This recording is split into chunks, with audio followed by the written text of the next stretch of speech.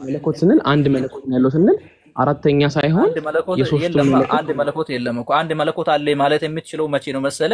ከነዚህ ሶስቱ አካላት ተለይቶ በራሱ ኤግዚስት የሚያደርግ ካለ ነው። በእነዚህ አካላት ውስጥ ያለው ባህሪ ከሆነ አንድ ልጨርስ ጨርስ። ከነዚህ ሶስቱ አካላት ተለይቶ ኤግዚስት የሚያደርግ መለኮት የሚባል ነገር ካለ እሱ አንድ ነው ልትል ትችላለህ። ነገር ግን በእነዚህ ሶስቱ አካላት ተለይቶ በራሱ ኤግዚስት የሚያደርግ አንድ የሚባል መለኮት እስከሌለ ድረስ አንድ መለኮት የሚባል ነገር የለም። የት አለ? የለም። ካለ አሳይ። እሺ አሁን መለኮት ስንል ያው እኔ አንተ የጠየኩህ ስላልተረዳሁት ነው ስላልከኝ ብዙ ዲቴል አልገባም። ግን መለኮት ማለት በእንግሊዝኛው ጋድ ሄድ የምንለው የአብ የወልድ የመንፈስ ቅዱስ አንድ ስለ አምላክነት ስናወራ የምናወራው። ስለዚህ አብ ምንድነው ስትለኝ አምላክ ነው ካልኩክ፣ ወልድ ምንድነው አምላክ ነው ካልኩክ፣ መንፈስ ቅዱስም አምላክ ነው ካልኩክ፣ ለምንድነው ሶስቱም አምላክ እያልከኝ ያለው ካልከኝ፣ ለምን ሶስቱም ሼር የሚያደርጉት አንድ አምላክነት አለ። ስለ ምንነት ስናወራ የምናወራው ስለ አምላክነት ነው። ለዛ ነው አሁን እንዴት ነው ክርስቲያኖች ምናምነው በአንድ አምላክ ነው። ያ ምናምነው አንድ አምላክ እግዚአብሔር አብ ነው። ያ እግዚአብሔር አብ ግን ያው ይቅርታ ከጠየቀኝ ሰውጣውኝ ግን ያው ጥያቄን በዚህ መስመር እንድታደርግልኝ ስለፈለኩኝ ያው የትኛውም ጥያቄ ይሆናል ግን ያው ትንሽ ጊዜ ስለምትሰጠኝ ለዛ ብዬ ነውና ስለዚህ ክርስቲያኖች የምናመልከው አንድ አምላክ ነው። እሱም እግዚአብሔር አብ ይባላል። ያ እግዚአብሔር አብ የራሱ የሆነ መንፈስ አለው። የራሱ የሆነ ደግሞ ቃል አለው። ለምሳሌ የኔ ቃል አሁን እያወራው ያለው በቃሌ ነው። ግን የኔ ቃል ለብቻው ተነጥሎ እኔ የሂከን ቃል ነኝ ወይ ደግሞ እኔ የጀማል ቃል ነኝ ብሎ መናገር አይችልም። ለዛ የራሱ የሆነ አካል የለውም። እኔ ውስጥ ነው ያለው ማለት ነው። የእግዚአብሔር አብ ቃል ግን የራሱ የሆነ አካል አለው። ለዛ እኔ ማለት ይችላል። ስለዚህ ስያሜ ያለው ወልድ ይባላል ማለት ነው። እሺ ስለዚህ የእግዚአብሔር አብ መንፈስ ደግሞ ምን ይባላል? መንፈስ ቅዱስ ይባላል። ያ እግዚአብሔር አብ መንፈስ ቅዱስም ልክ እንደ እኔ መንፈስ አይደለም። ለዛ ነው እኛ ምሳሌ ስንወስድ ትንሽ ሊከብድ የሚችለው ለዛ ነው። ምሳሌ ካወጣልነት ስለ ራሱ ምሳሌ ሊሆን የሚችለው ራሱ ብቻ ነው። ስለ አምላክ ስለሆነ የምናወራው ማለት ነው።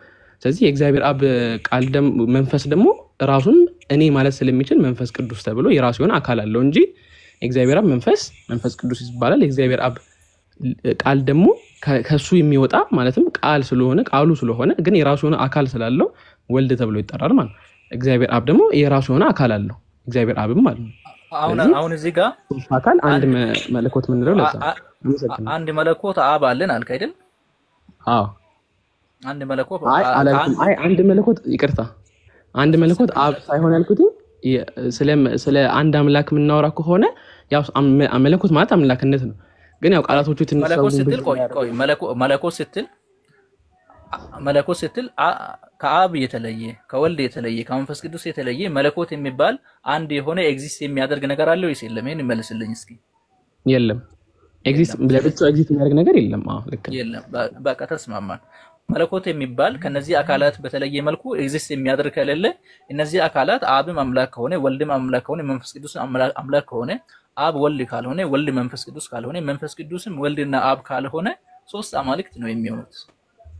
አዎ አይደሉም የምንለው እኮ ራሳቸውን ችለው ራሳቸውን እኔ ማለት የሚችል አካል ስላላቸው አብ ልክ ነው አብ መንፈስ ቅዱስን አይደለም መንፈስ ቅዱስም አብን አይደለም። ለምን የተለየውን አካል ስላላቸው ስለ አብ ለይተን ማውራት እንችላለን። አሁን አንተ ስታወራኝ እኔን እያወራህ ያለው ግን ስታወራኝ ደግሞ ያው በቃሌ ነው የምልስልህ። ለብቻ ነጠለ ስለኔ ቃል ብቻ ማውራት አትችልም። ስለኔ መንፈስ ብቻ መንፈሴ ለብቻው ማናገር ትችላለህ አትችልም አይደል? ይሄ ምሳሌ እኮ አሁን ይሄ ምሳሌ እኮ ለአንድ አካል የሚሆን እንጂ ለሶስት አካል የሚሆን አይደለም። አብ ለራሱ ያለ ወልድ ቃል የለውም። ያለ ወልድ አብ መናገር ይችላል ወይስ ለመናገር የግድ ወልድ ያስፈልገዋል አብን? አይ ዲፔንደንት ማለት አይደለም እኮ እንደዛ ከሆነ ማለት አትችልማ። አንተ አሁን ምን ማለት መሰለህ አንዴ ሐሳቡን ልጨርስ። ይቅርታሽ በአንተ ምሳሌ ለምሳሌ እኔ መንፈስ አለኝ እኔ ንግግር አለኝ ብለህ ምሳሌ ማድረግ የምትችለው አንድ አካል ከሆነ ነው ስላሴ። ለምን ከተባለ አብ ለምሳሌ ኢየሱስ በሚጠመቅበት ጊዜ የሚወድህ ልጅ አንተ ነህ ብሎ ተናግሯል። ወልድ የሚባለው ምድር ላይ ነው የነበረው። አዎ ሚቱ አድርጌ ላዳምጥህ። ወልድ የሚባለው ምድር ላይ ነው የነበረው። ሲናገር የነበረው ደግሞ አብ ነው። ኢየሱስ ራሱ ሲናገር እኔ ከአብ የሰማሁትን እናገራለሁ ነው የሚለው። ተናጋሪ አለ፣ ለመናገር ኢየሱስ አያስፈልገውም። ያ ከሆነ ማለት አብ የራሱ ቃል አለው ያለ ኢየሱስ ማለት ነው። ኢየሱስን ሳያስፈልገው የሚናገርበት ቃል አለው። መንፈስ ቅዱስም በራሱ ተነጥሎ በራሱ አካል ያለው እስከሆነ ድረስ አብ መንፈስ የለውም ካልክ ህይወት የለውም ወደሚል ድምዳሜ ስለሚደርስ ለአንድ አካል የሚሆን ምሳሌ አይደለም። በአንተ ምሳሌ ልትሰጠው አትችልም። አብ አንድ አካል ነው፣ ወልድ አንድ አካል ነው፣ መንፈስ ቅዱስ አንድ አካል ነው። አብ የሚባለው ይሄ አንድ አካል መለኮትነት አለው አይደል? አዎ ልክ ነህ። ሶስቱም መለኮትነት አላቸው። ያው ጊዜ ተጠኛለ ብዬ ነው ሶስቱም መለኮታዊነት ካላቸው ሶስቱም ራሳቸውን የቻሉ ከሆኑ ሶስቱም በአካል የተለያዩ ከሆኑ ሶስት አማልክት እንጂ አንድ አምላክ። ስለዚህ በአካል መጀመሪያ ላይ እኮ እንደውም ጥሩ ነው ያደረከው። መጀመሪያ ላይ ስለ ባህሪና ስለ አካል መጠየቅ ዲስከሽናችንን በደንብ መስመር እንዲይዝ አድርገዋል። ለዛ እኮ ነው አሁን ምን አልክ? አብ በራሱ አካል ካለው፣ ወልድ በራሱ አካል ካለው፣ መንፈስ ቅዱስ በራሱ አካል ካለው ሶስት አማልክት እንጂ አልክ። ግን እንደዛ ሳይሆን አሁን ልክ ከአካል ወደ ባህሪ ዘለደና ይያራል።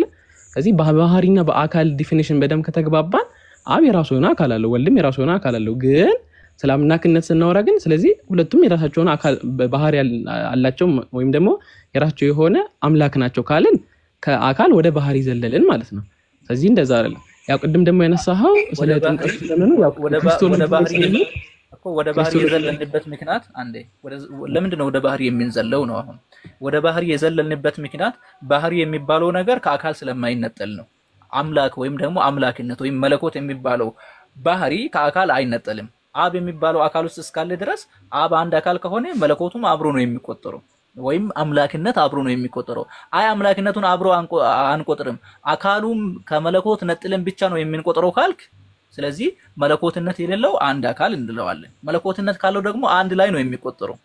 መነጣጣል ስለማይችል ነው። ለምሳሌ እኔ አንተን ቆይ አንዴ ሂከን አንድ ሰው ነው ስል ያንተን ሰውነት ከአካል ጋር ነው የሚቆጥረው።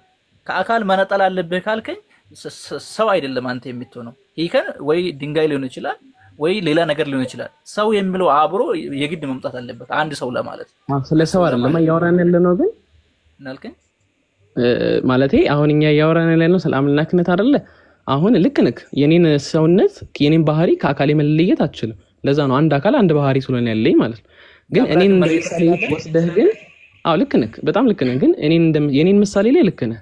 ግን እኔን እንደ ምሳሌ ወስደህ ስለዚህ አንተ እኮ ያንተን ባህሪ ከአካል መለየት አልችልም። ስለዚህ የፈጣሪንም ባህሪ ከአካሉ መለየት አልችልም ማለትም በአንድ ስለ መለኮት ሳወራ ስለ ባህሪ ሳወራ አብም የራሱ የሆነ መለኮት አለው፣ ወልድም የራሱ የሆነ መንፈስ ቅዱስም የራሱ የሆነ መለኮት አለው ካልከኝ ያንን ኤግዛምፕል ከየት ነው ያመጣ ነው ማለት ነው? ከኔ ወይም ደግሞ ከሰው ልጅ ማለት ነው።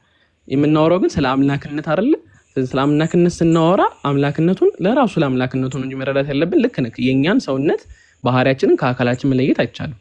ይሄ ግን ማለት አምላክም ልክ እንደኛ በአንድ ባህሪና በአንድ አካል ውስጥ ተለጥሎ መቀመጥ ይችላል ማለት አይደለም። ያው ይሄ ያመጣን የኛ ዲፊኒሽን ሳይሆን መጀመሪያ ጀምር እንዳልኩልህ ፈጣሪ ራሱን ለኛ የገለጠበት መልኩ ነው።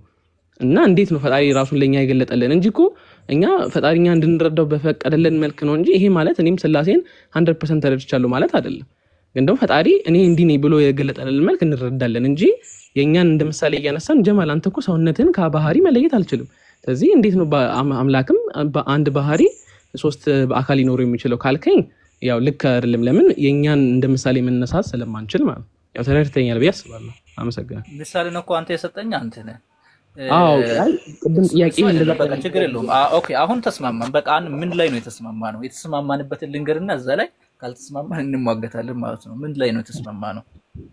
ሰው ባህሪ አብሮ ይቆጠራል። ለምሳሌ ሂከን አንድ ሰው ነው ስል ሰውነቱ ከሱ ስለማይነጠል አብሮ ነው የሚቆጠረው ከአካል ጋር። አንድ አካል ከሆነ አንድ ይባላል፣ ሁለት አካል ከሆነ ሁለት ይባላል፣ ሶስት አካል ከሆነ ሶስት ይባላል፣ 8 ቢሊዮን ከሆነ 8 ቢሊዮን ይባላል። ዋይ ስለማይነጣጠል።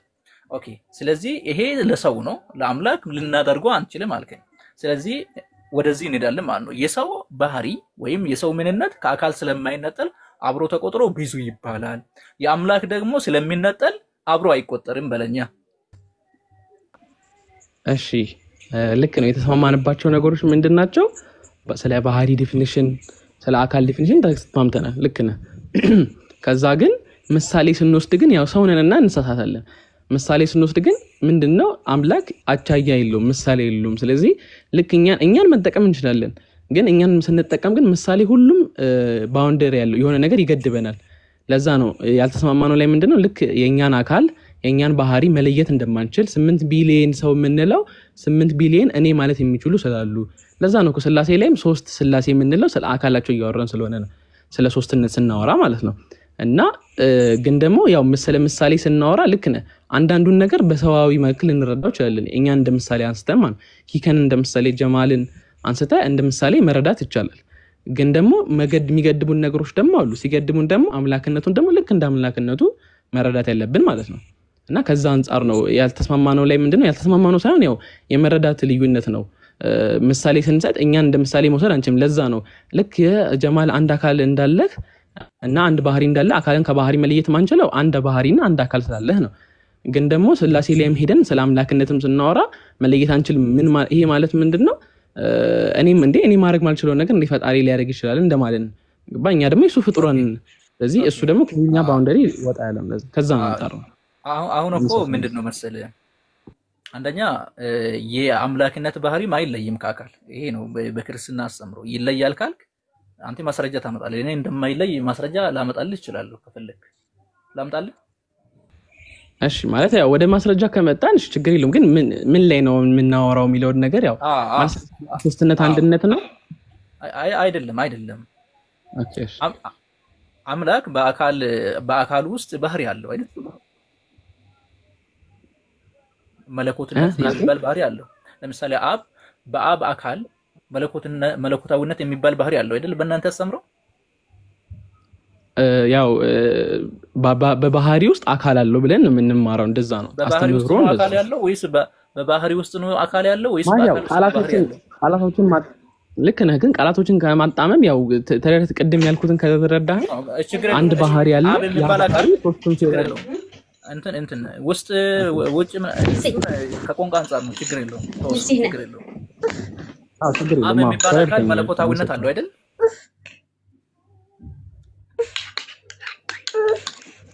ሰላም ይተርክ አብ የሚባል አካል መለኮታዊነት አለው አይደል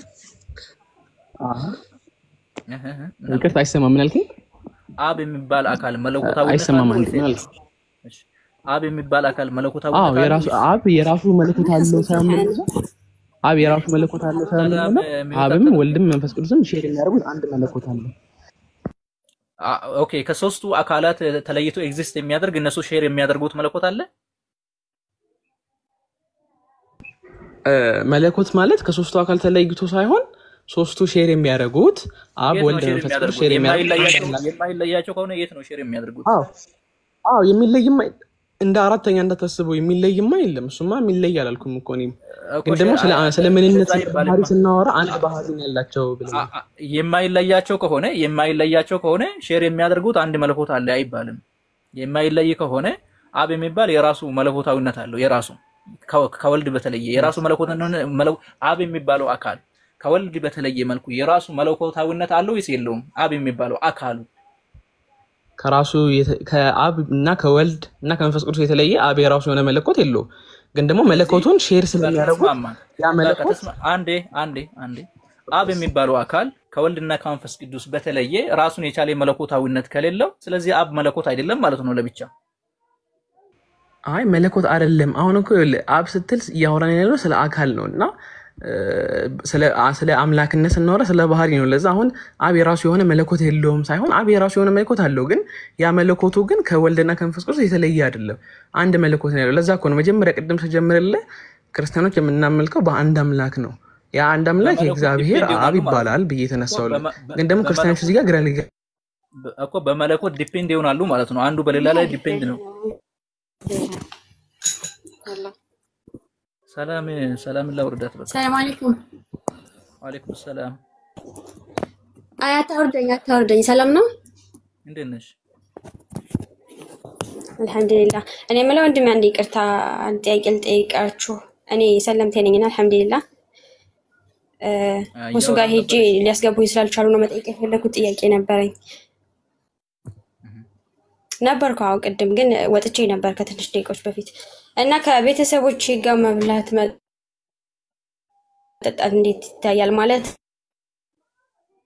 እኔ አንድ ነገር ከተለኝ ቤተሰብ ጋር በበላ በጠጣ ወይም ደግሞ ቤተሰቦችን ጠርቼ እኔ ቤት ባበላ በጠጣ እንዴት ይታያል ችግር የለውም አላህ Subhanahu Wa Ta'ala ከቤተሰቦቻችን ጋር ቤተሰቦቻችን እስልምና እምነት ላይ እስከሌላቸው ድረስ በመልካም ከነሱ ጋር እናኗርን አልከለከለንም በእምነት ጉዳይ ላይ ብቻ ጣልቃ የማይገቡብን ከሆነ በሌላ በህይወታዊ ጉዳይ ላይ በኑሮ ላይ አብሮን አላህ ያልከለከለውን ማንኛውም ነገር ማድረግ እንችላለን።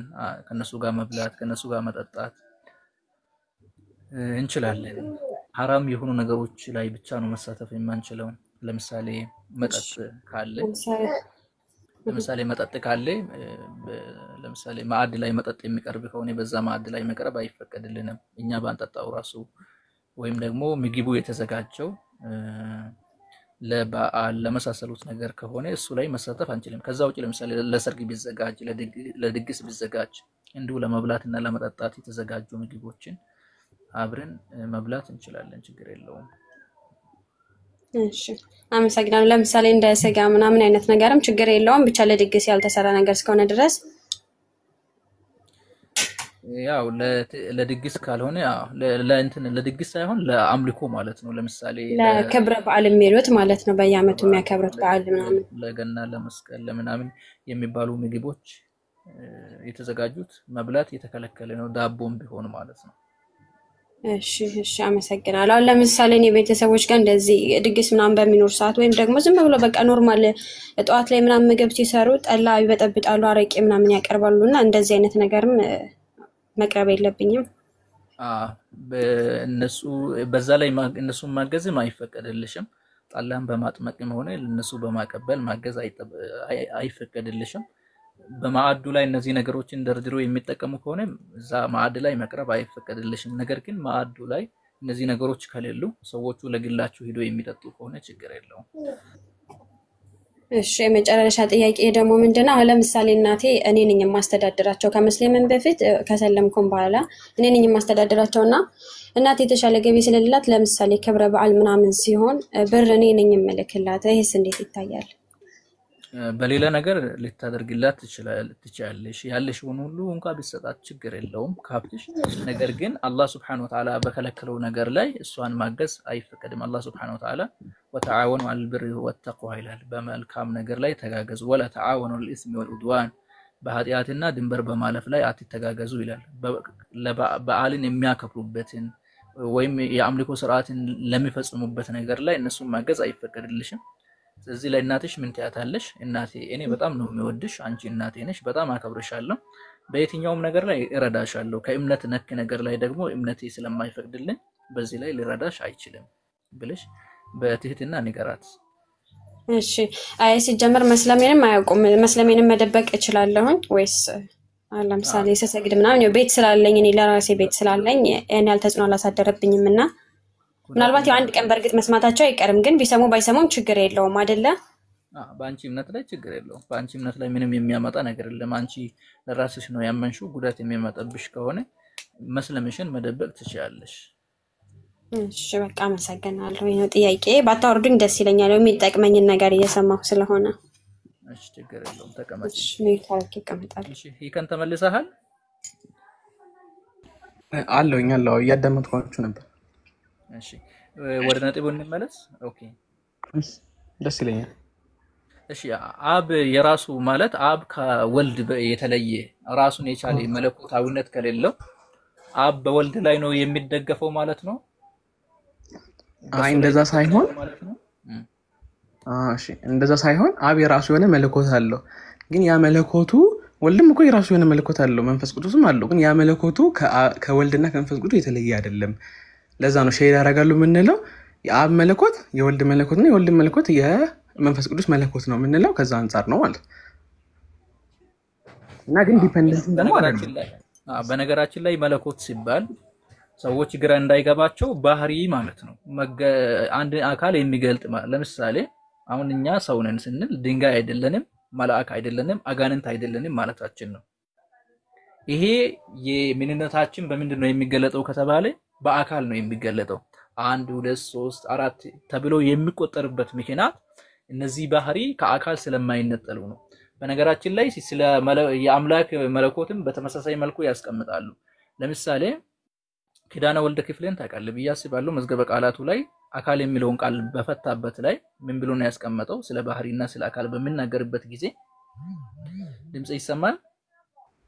አዎ እየሰማሁኝ ነው። እሺ ሚት ላድርግልህ ብዬ አካል ይላል። አካል ያለ ባህሪ ብቻውን አይቆምም ይላል። ባህሪም ያለ አካል አይፈጸምም። ባህሪና አካል አንድ ስርና አንድ ጽቅ እንደ ንቅ እንደ መትረብ ብሎ ይቀጥላል። ምንድነው እዚህ ጋር እኔ መውሰድ የፈለኩት አካል ያለ ባህሪ ብቻውን እንዲሁም አካል ያለ ባህሪ ብቻውን ምን አይቆምም ማለት ያ ማለት አይነጣጠልም። ይሄ በእስልምና አስተምሮም እንደዛ ነው ራሱ አሲፈቱ ላ ተፋሪቁል መውሱፍ ይባላል። ስለዚህ ለምሳሌ አብ አምላክ ነው ስንል ኢየሱስ ከሱ ጋር የሚጋራው ነገር የለውም። በቃ አብ የራሱ ባህሪ አለው በአካሉ እንደዛ ነው የሚሆነው። አይደለም የሆነ ለብቻ ተቀመጠ አንድ ልጨርስ አፋ ስለዚህ ከሆነ ታስተካክላል እንትን ስለሆነ ማለት ነው። ይቀርታል። አብ የራሱ መለኮታዊነት አለው ማለት አምላክነት የሚባል ነገር አለው ማለት ነው። ሌላ ነገር አይደለም እንጂ የሆነ ኤግዚስት የሚያደርግ ነገር አይደለም። በራሱ ባህሪ የሚባለው በራሱ ኤግዚስተንት ያለው ሳይሆን በአካል ላይ ነው ያለው። ወልድ የራሱ መለኮት አለው ካልከን በራሱ ላይ ነው ያለው። መንፈስ ቅዱስም በራሱ ላይ ነው የሚኖረው።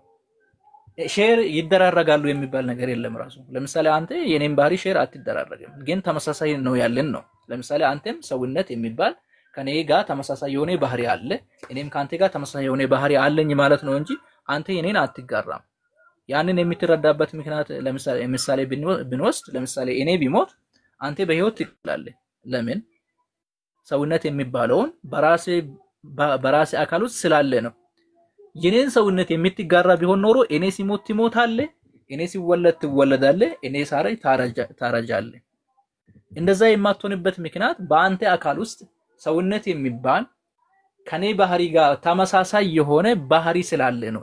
የራሴ አብ የራሱ መለኮት አለው ካልን በኋላ ከወልድ ጋር ሼር ይደራረጋሉ አንድ ነው የምንል ከሆነ አንዱ ሲሞት ሌላም አብሮ ይሞታል፣ አንዱ ስጋ ሲለብስ ሌላም አብሮ ይለብሳል፣ አንዱ ወደ መሬት ሲመጣ ሌላም አብሮ ይመጣል። አይነጣጠሉም ማለት ነው። በስላሴ አስተምሮ ደግሞ እንደዚህ አይደለም። ወደ ምድር የመጣው አንድ ነው፣ እሱም ምንድነው ወልድ የሚባል ብቻ ነው። ሁለቱ ደግሞ አልመጡም።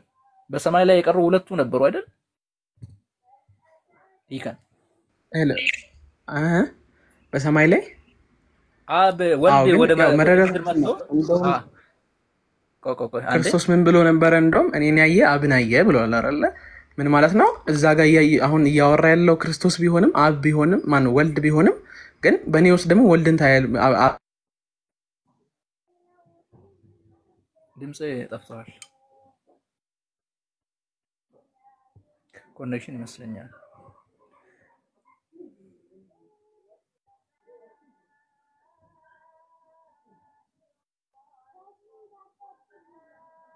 ይከን ይሰማል?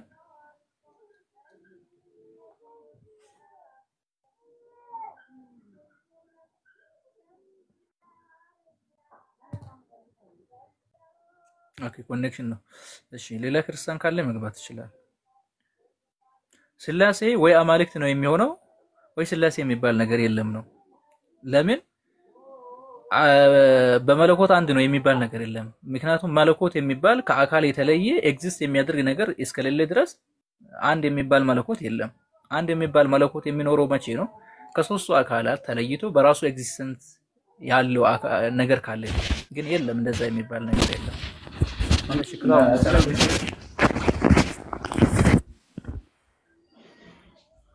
ሰላም ነው ወገናችን ክርስቲያን።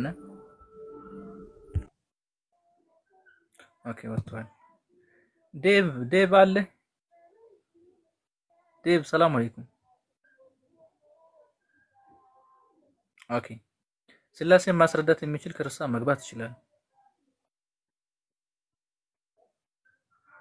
ስላሴን ማስረዳት የሚችል ክርስቲያን ካለ መግባት ይችላል። ይሄን ኮኔክሽን ነው መሰለኝ ያወጣው። መላክ ትችላለህ ከተመለስክ። ኦኬ አንድ አምላክ የሚባለው አንድ አካል ሲሆን ብቻ ነው። አምላክ የሚለው አንድ አካልን ብቻ ነው የሚገልጸው። ከአንድ አካል በላይ ከሆነ አማልክት ነው የሚባለው። አማልክት የሚባለው አካልን የሚወክሉ ቃላቶች ናቸው። ስለዚህ ስላሴ አማልክት አይደለም የሚል ክርስቲያን ካለ እስኪ ገብቶ ያስረዳን።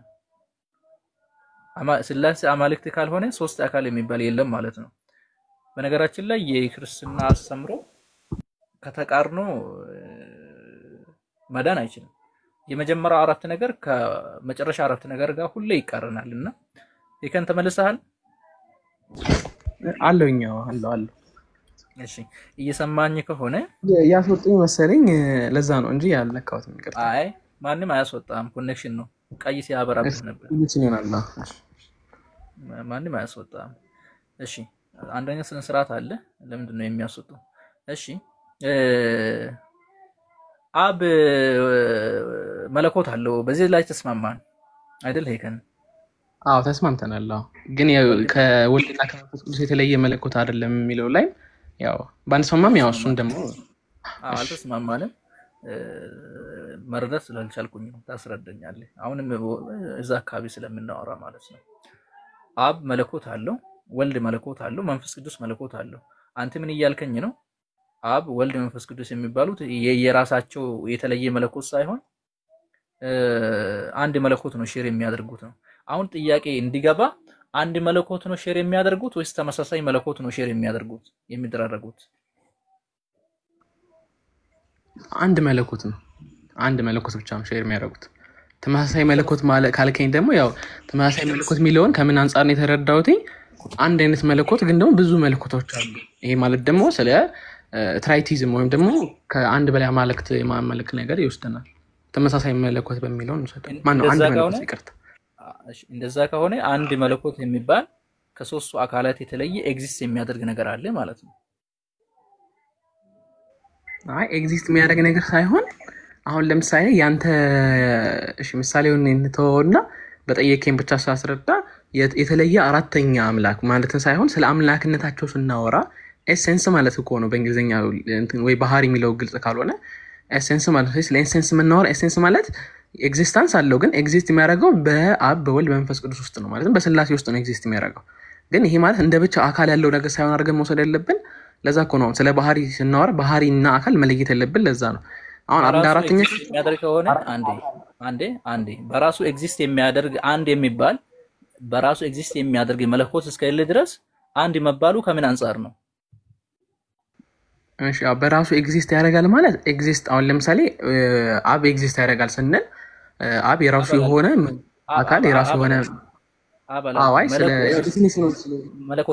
መለኮት ኤግዚስት የሚያደርግ ከሆነ በራሱ ኤግዚስት የሚያደርግ ከሆነ አንድ መባሉ ከምን አንፃር ነው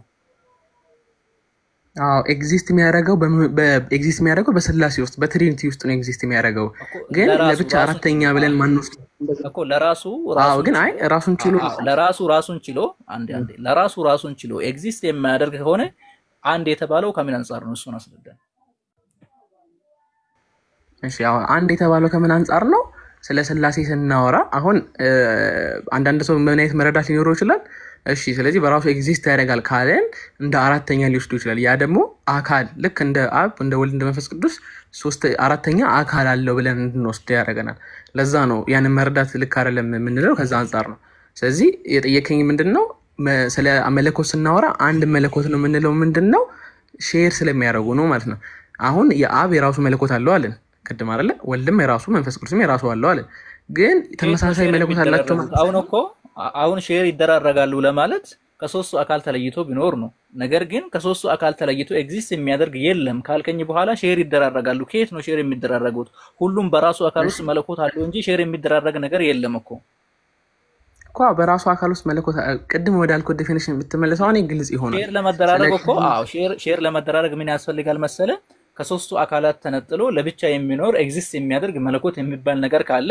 እሱን ሼር የሚደራረጉ ከሆነ ሼር ይደራረጋሉ ብለን እንቀበላለን ነገር ግን እንደዛ የሚባል ነገር የለም አልከኝ ምንድነው ከተባለ አብም በራሱ አካል መለኮትነት አለው ወልድም በራሱ አካል መለኮታዊነት አለው መንፈስ ቅዱስም በራሱ አካል መለኮታዊነት አለው ከተባለ ሼር ይደራረጋሉ አይባልም ሼር ይደራረጋሉ ለማለት ከሶስቱ አካል ተነጥሎ ለራሱ ኤግዚስት የሚያደርግ ብቻ ከሆነ ነው እሺ ግን ሼር ይደራረጋሉ የሚለውን ከምን አንፃር መረዳት አለብህ መሰለኝ ልክ ካልሆንኩኝ ታስተካክለኛል ቅድም ስለ አምላክነት ስናወራ ክርስቲያኖች ምናመልከው አንድ አምላክ ነው እሱም እግዚአብሔር አብ ነው ብዬ ስነሳ ስለዚህ አምላካችሁ ማን ነው እግዚአብሔር አብ ትለኛለህ ስለዚህ አሁን እዚህ ጋር ስለ አንድነቱ ስንነሳ ግልጽ ይሆናል አይደል ከዛ ግን እሺ እንደዛ ካልከን ወልድና መንፈስ ቅዱስ እነሱስ አምላክ አይደሉም ወይ ካልከኝ ልክ ነው አምላክ ናቸው ሼር የሚያደርጉት ራሱ የአብን መለኮት የአብን ኤሴንስ ነው ሼር የሚያደርጉት ለምንድን ነው ሼር የሚያደርጉት ካልከኝ የሚገኙት አሁን ለምሳሌ በደም ትሪኒቲ ላይ በደም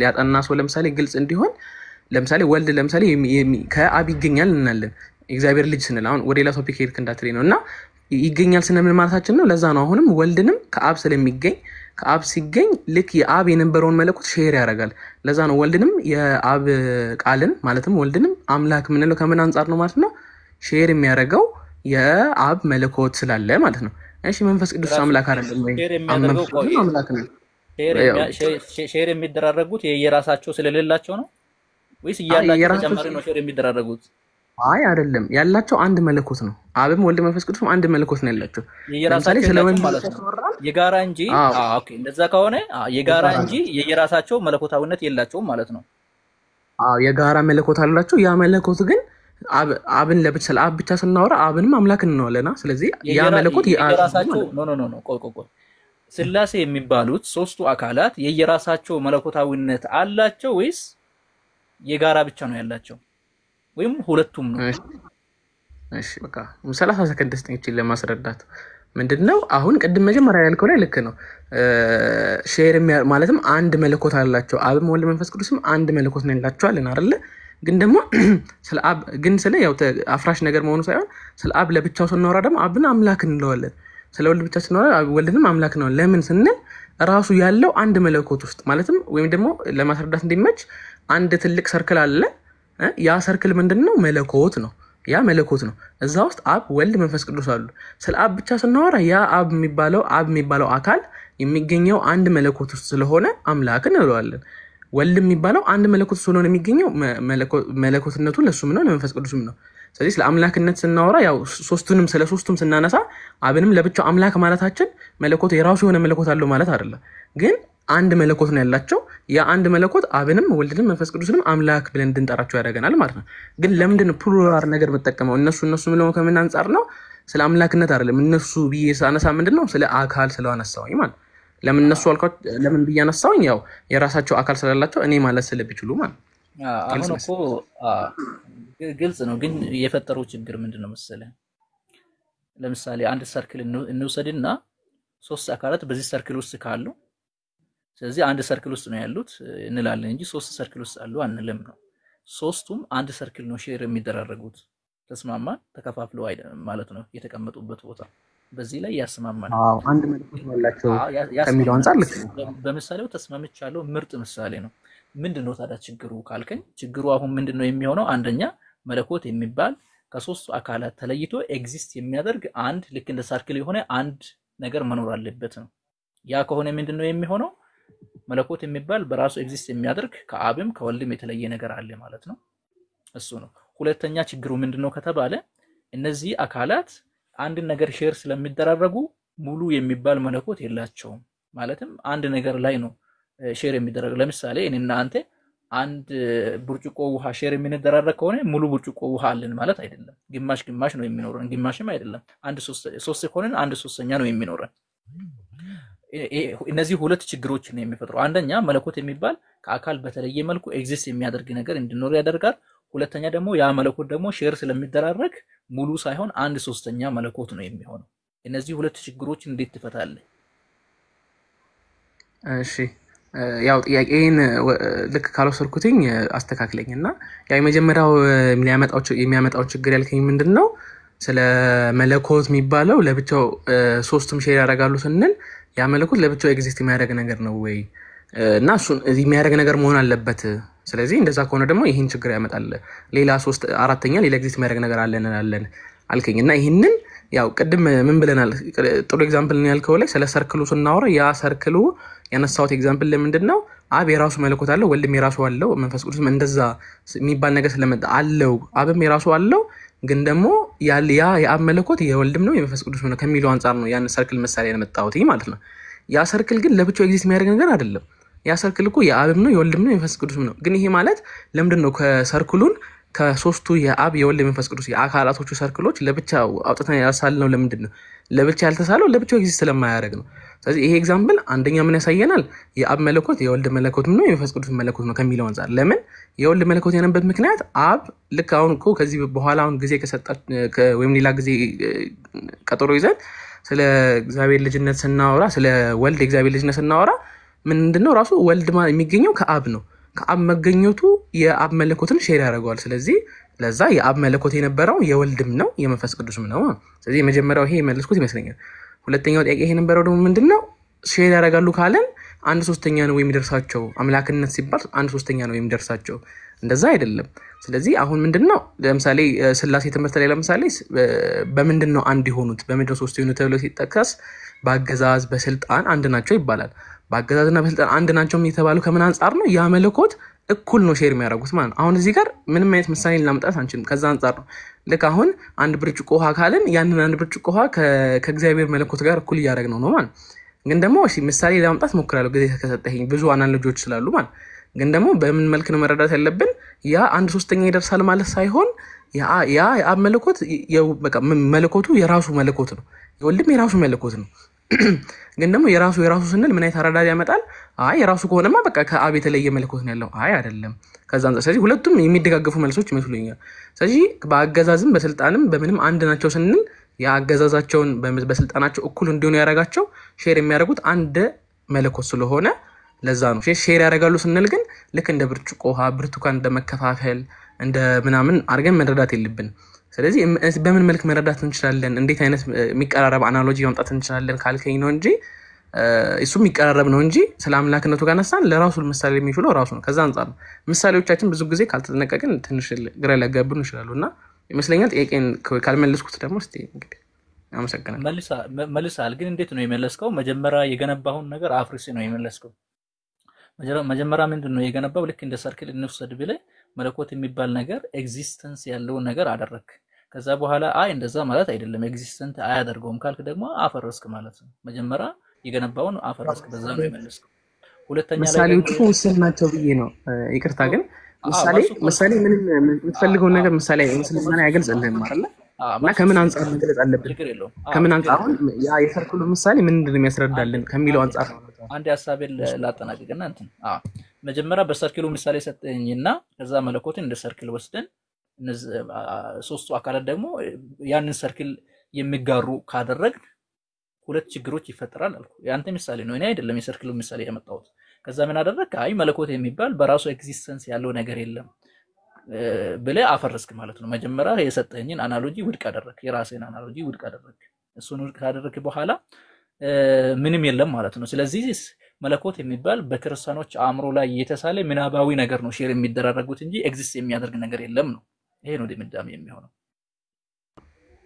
አዎ አይ መለኮት ማኩ በክርስቲያኖች አእምሮ ብቻ ሳይሆን መለኮት ማለት አምላክነት ማለት ነው ስቲል እኮ። ስለዚህ ስለ የትኛው መለኮት የሚባል ኤግዚስት የሚያደርግ ከሌለ በክርስቲያኖች አእምሮ ብቻ አንዴ አፈወር ሊጨርስ መለኮት የሚባል ከሶስቱ አካል የተለየ ኤግዚስት የሚያደርግ ነገር አለ ካልከኝ ይስማማሉ። አይ ኤግዚስት የሚያደርግ ነገር የለም ከአካል በተለየ መልኩ ኤግዚስት የሚያደርግ ከሌለ ሼር የሚደራረግ መለኮት የለም ምናባዊ ነው ማለት ነው። ምናባዊ ነገር ነው እንጂ የለም ማለት ነው። ኤግዚስተንስ የለውም መለኮት የሚባል ነገር በራሱ።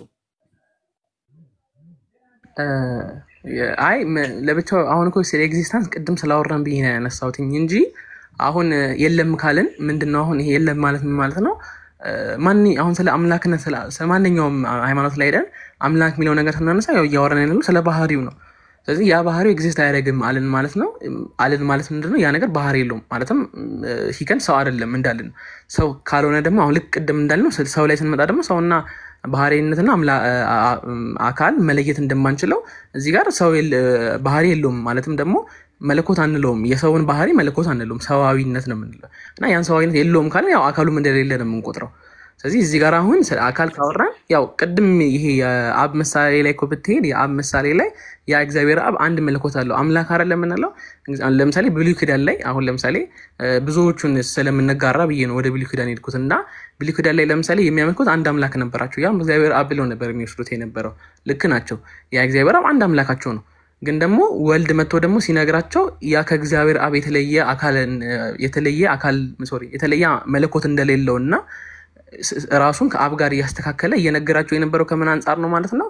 ልክ ብሉይ ኪዳን ላይ እግዚአብሔር አብ ነው እግዚአብሔር አብ አምላካችን ብሎ ያነሱት የነበረው አላ ልክ እንዳልከኝ ማለት። ስለዚህ ያ የእግዚአብሔር አብ ቃል እንደውም ብዙ ባይብልን የማንበብ ምድር ይኖራቸዋል ብዬ አስባለሁ። እና እዛ ላይ ዓለማትን የፈጠረበት በልጁ ብሎ የሚነግረን ብርሃን ይሁን ብዙ ነገሮችን ይሁን እያለ እየተናገረው ያ እግዚአብሔር አብ የፈጠረበት በምንድን ነው? በቃሉ ነው።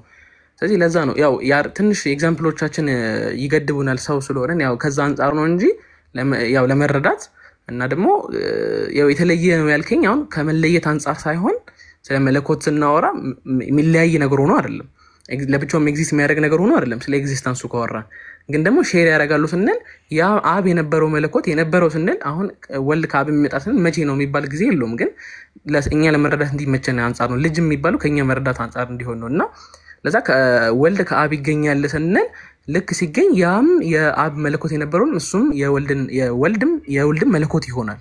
መንፈስ ቅዱስም ከአብ ይሰርጻል ስንል የአብ መለኮት የመንፈስ ቅዱስም ይሆናል ማለት ነው። እና ለብቻው ኤግዚስት የሚያደርግ ነገር አድርገን ማንወስደው ብዬ አስባለሁ። ችግር የለውም። በጣም እኔ ብዙ ነገር ነው የተረዳሁት። ከታች ያሉ ሰዎችን ብዙ ነገር እንደሚረዱ ተስፋ አደርጋለሁ። ምንድን ነው ብዙ ጊዜ ክርስቲያኖች አምላክ በመለኮት አንድ ነው ሲሉ የሆነ መለኮት የሚባል ኤግዚስት የሚያደርግ ነገር አስመስሉ ነው የሚያቀርቡት። ግን የለም ነው፣ እሱ ምናባዊ ነው፣ በምናብ የተፈጠረ ነገር ነው እንጂ መለኮት የሚባል አንድ የሆነ ኤግዚስት የሚያደርግ ነገር የለም። ምንድነው ታዲያ ያለው ከተባለ አብም መለኮታዊነት አለው፣ ወልድም መለኮታዊነት አለው፣ መንፈስ ቅዱስም መለኮታዊነት አለው። እነዚህ ሶስቱ አካላት መለኮታዊነት ካላቸው ሶስት አማልክት እንጂ አንድ አምላክ አይባሉም።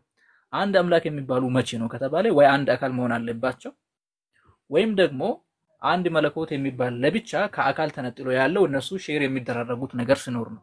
ሶስተኛ አማራጭ የለም። ካለ ምናልባት አንተ ልትሰጠኝ ትችላለህ። እና ወይ መለኮት የሚባል አንድ ለማለት ወይ ኤግዚስተንስ ሊኖረው ይገባል በራሱ አንድ ለማለት። ካልሆነ ደግሞ እንደዛ ነው። አንድ ለማለት መለኮት አንድ ለማለት ኤግዚስተንስ ሊኖረው ይገባል ከአካል ተለይቶ። እንደዛ ደግሞ የለም። ስለዚህ ምናባዊ ነው ማለት ነው። አይ ምናባዊነት ሳይሆን አሁን ምናባዊ ያልከው ከምን አንጣር ነው? አሁን ያው ልክ ነው። አሁን ምናባዊ ማለት ነው። ምናባዊ ማለት ነው በነባራዊ የሌለው ነገር በአእምሮአችን ላይ የሚስል ወይም ደግሞ የሚናስቀምጥ ምስል ብቻ ማለት ነው። ነገር ግን አምላክ ባህሪ የለውም ማለት ነው። አሁን ስለ ስላሴ ሳናወራ ስለ አምላክ ስናወራ ያው ሌሎቹ ሃይማኖት ላይ ብዙ ሙቀት ስለሌለ ነው። ግን ስለ አምላክ ስናወራ አምላክ ባህሪ የለውም ማለት እንችላለን፣ ማለትም መለኮት የለውም ማለት እንችላለን።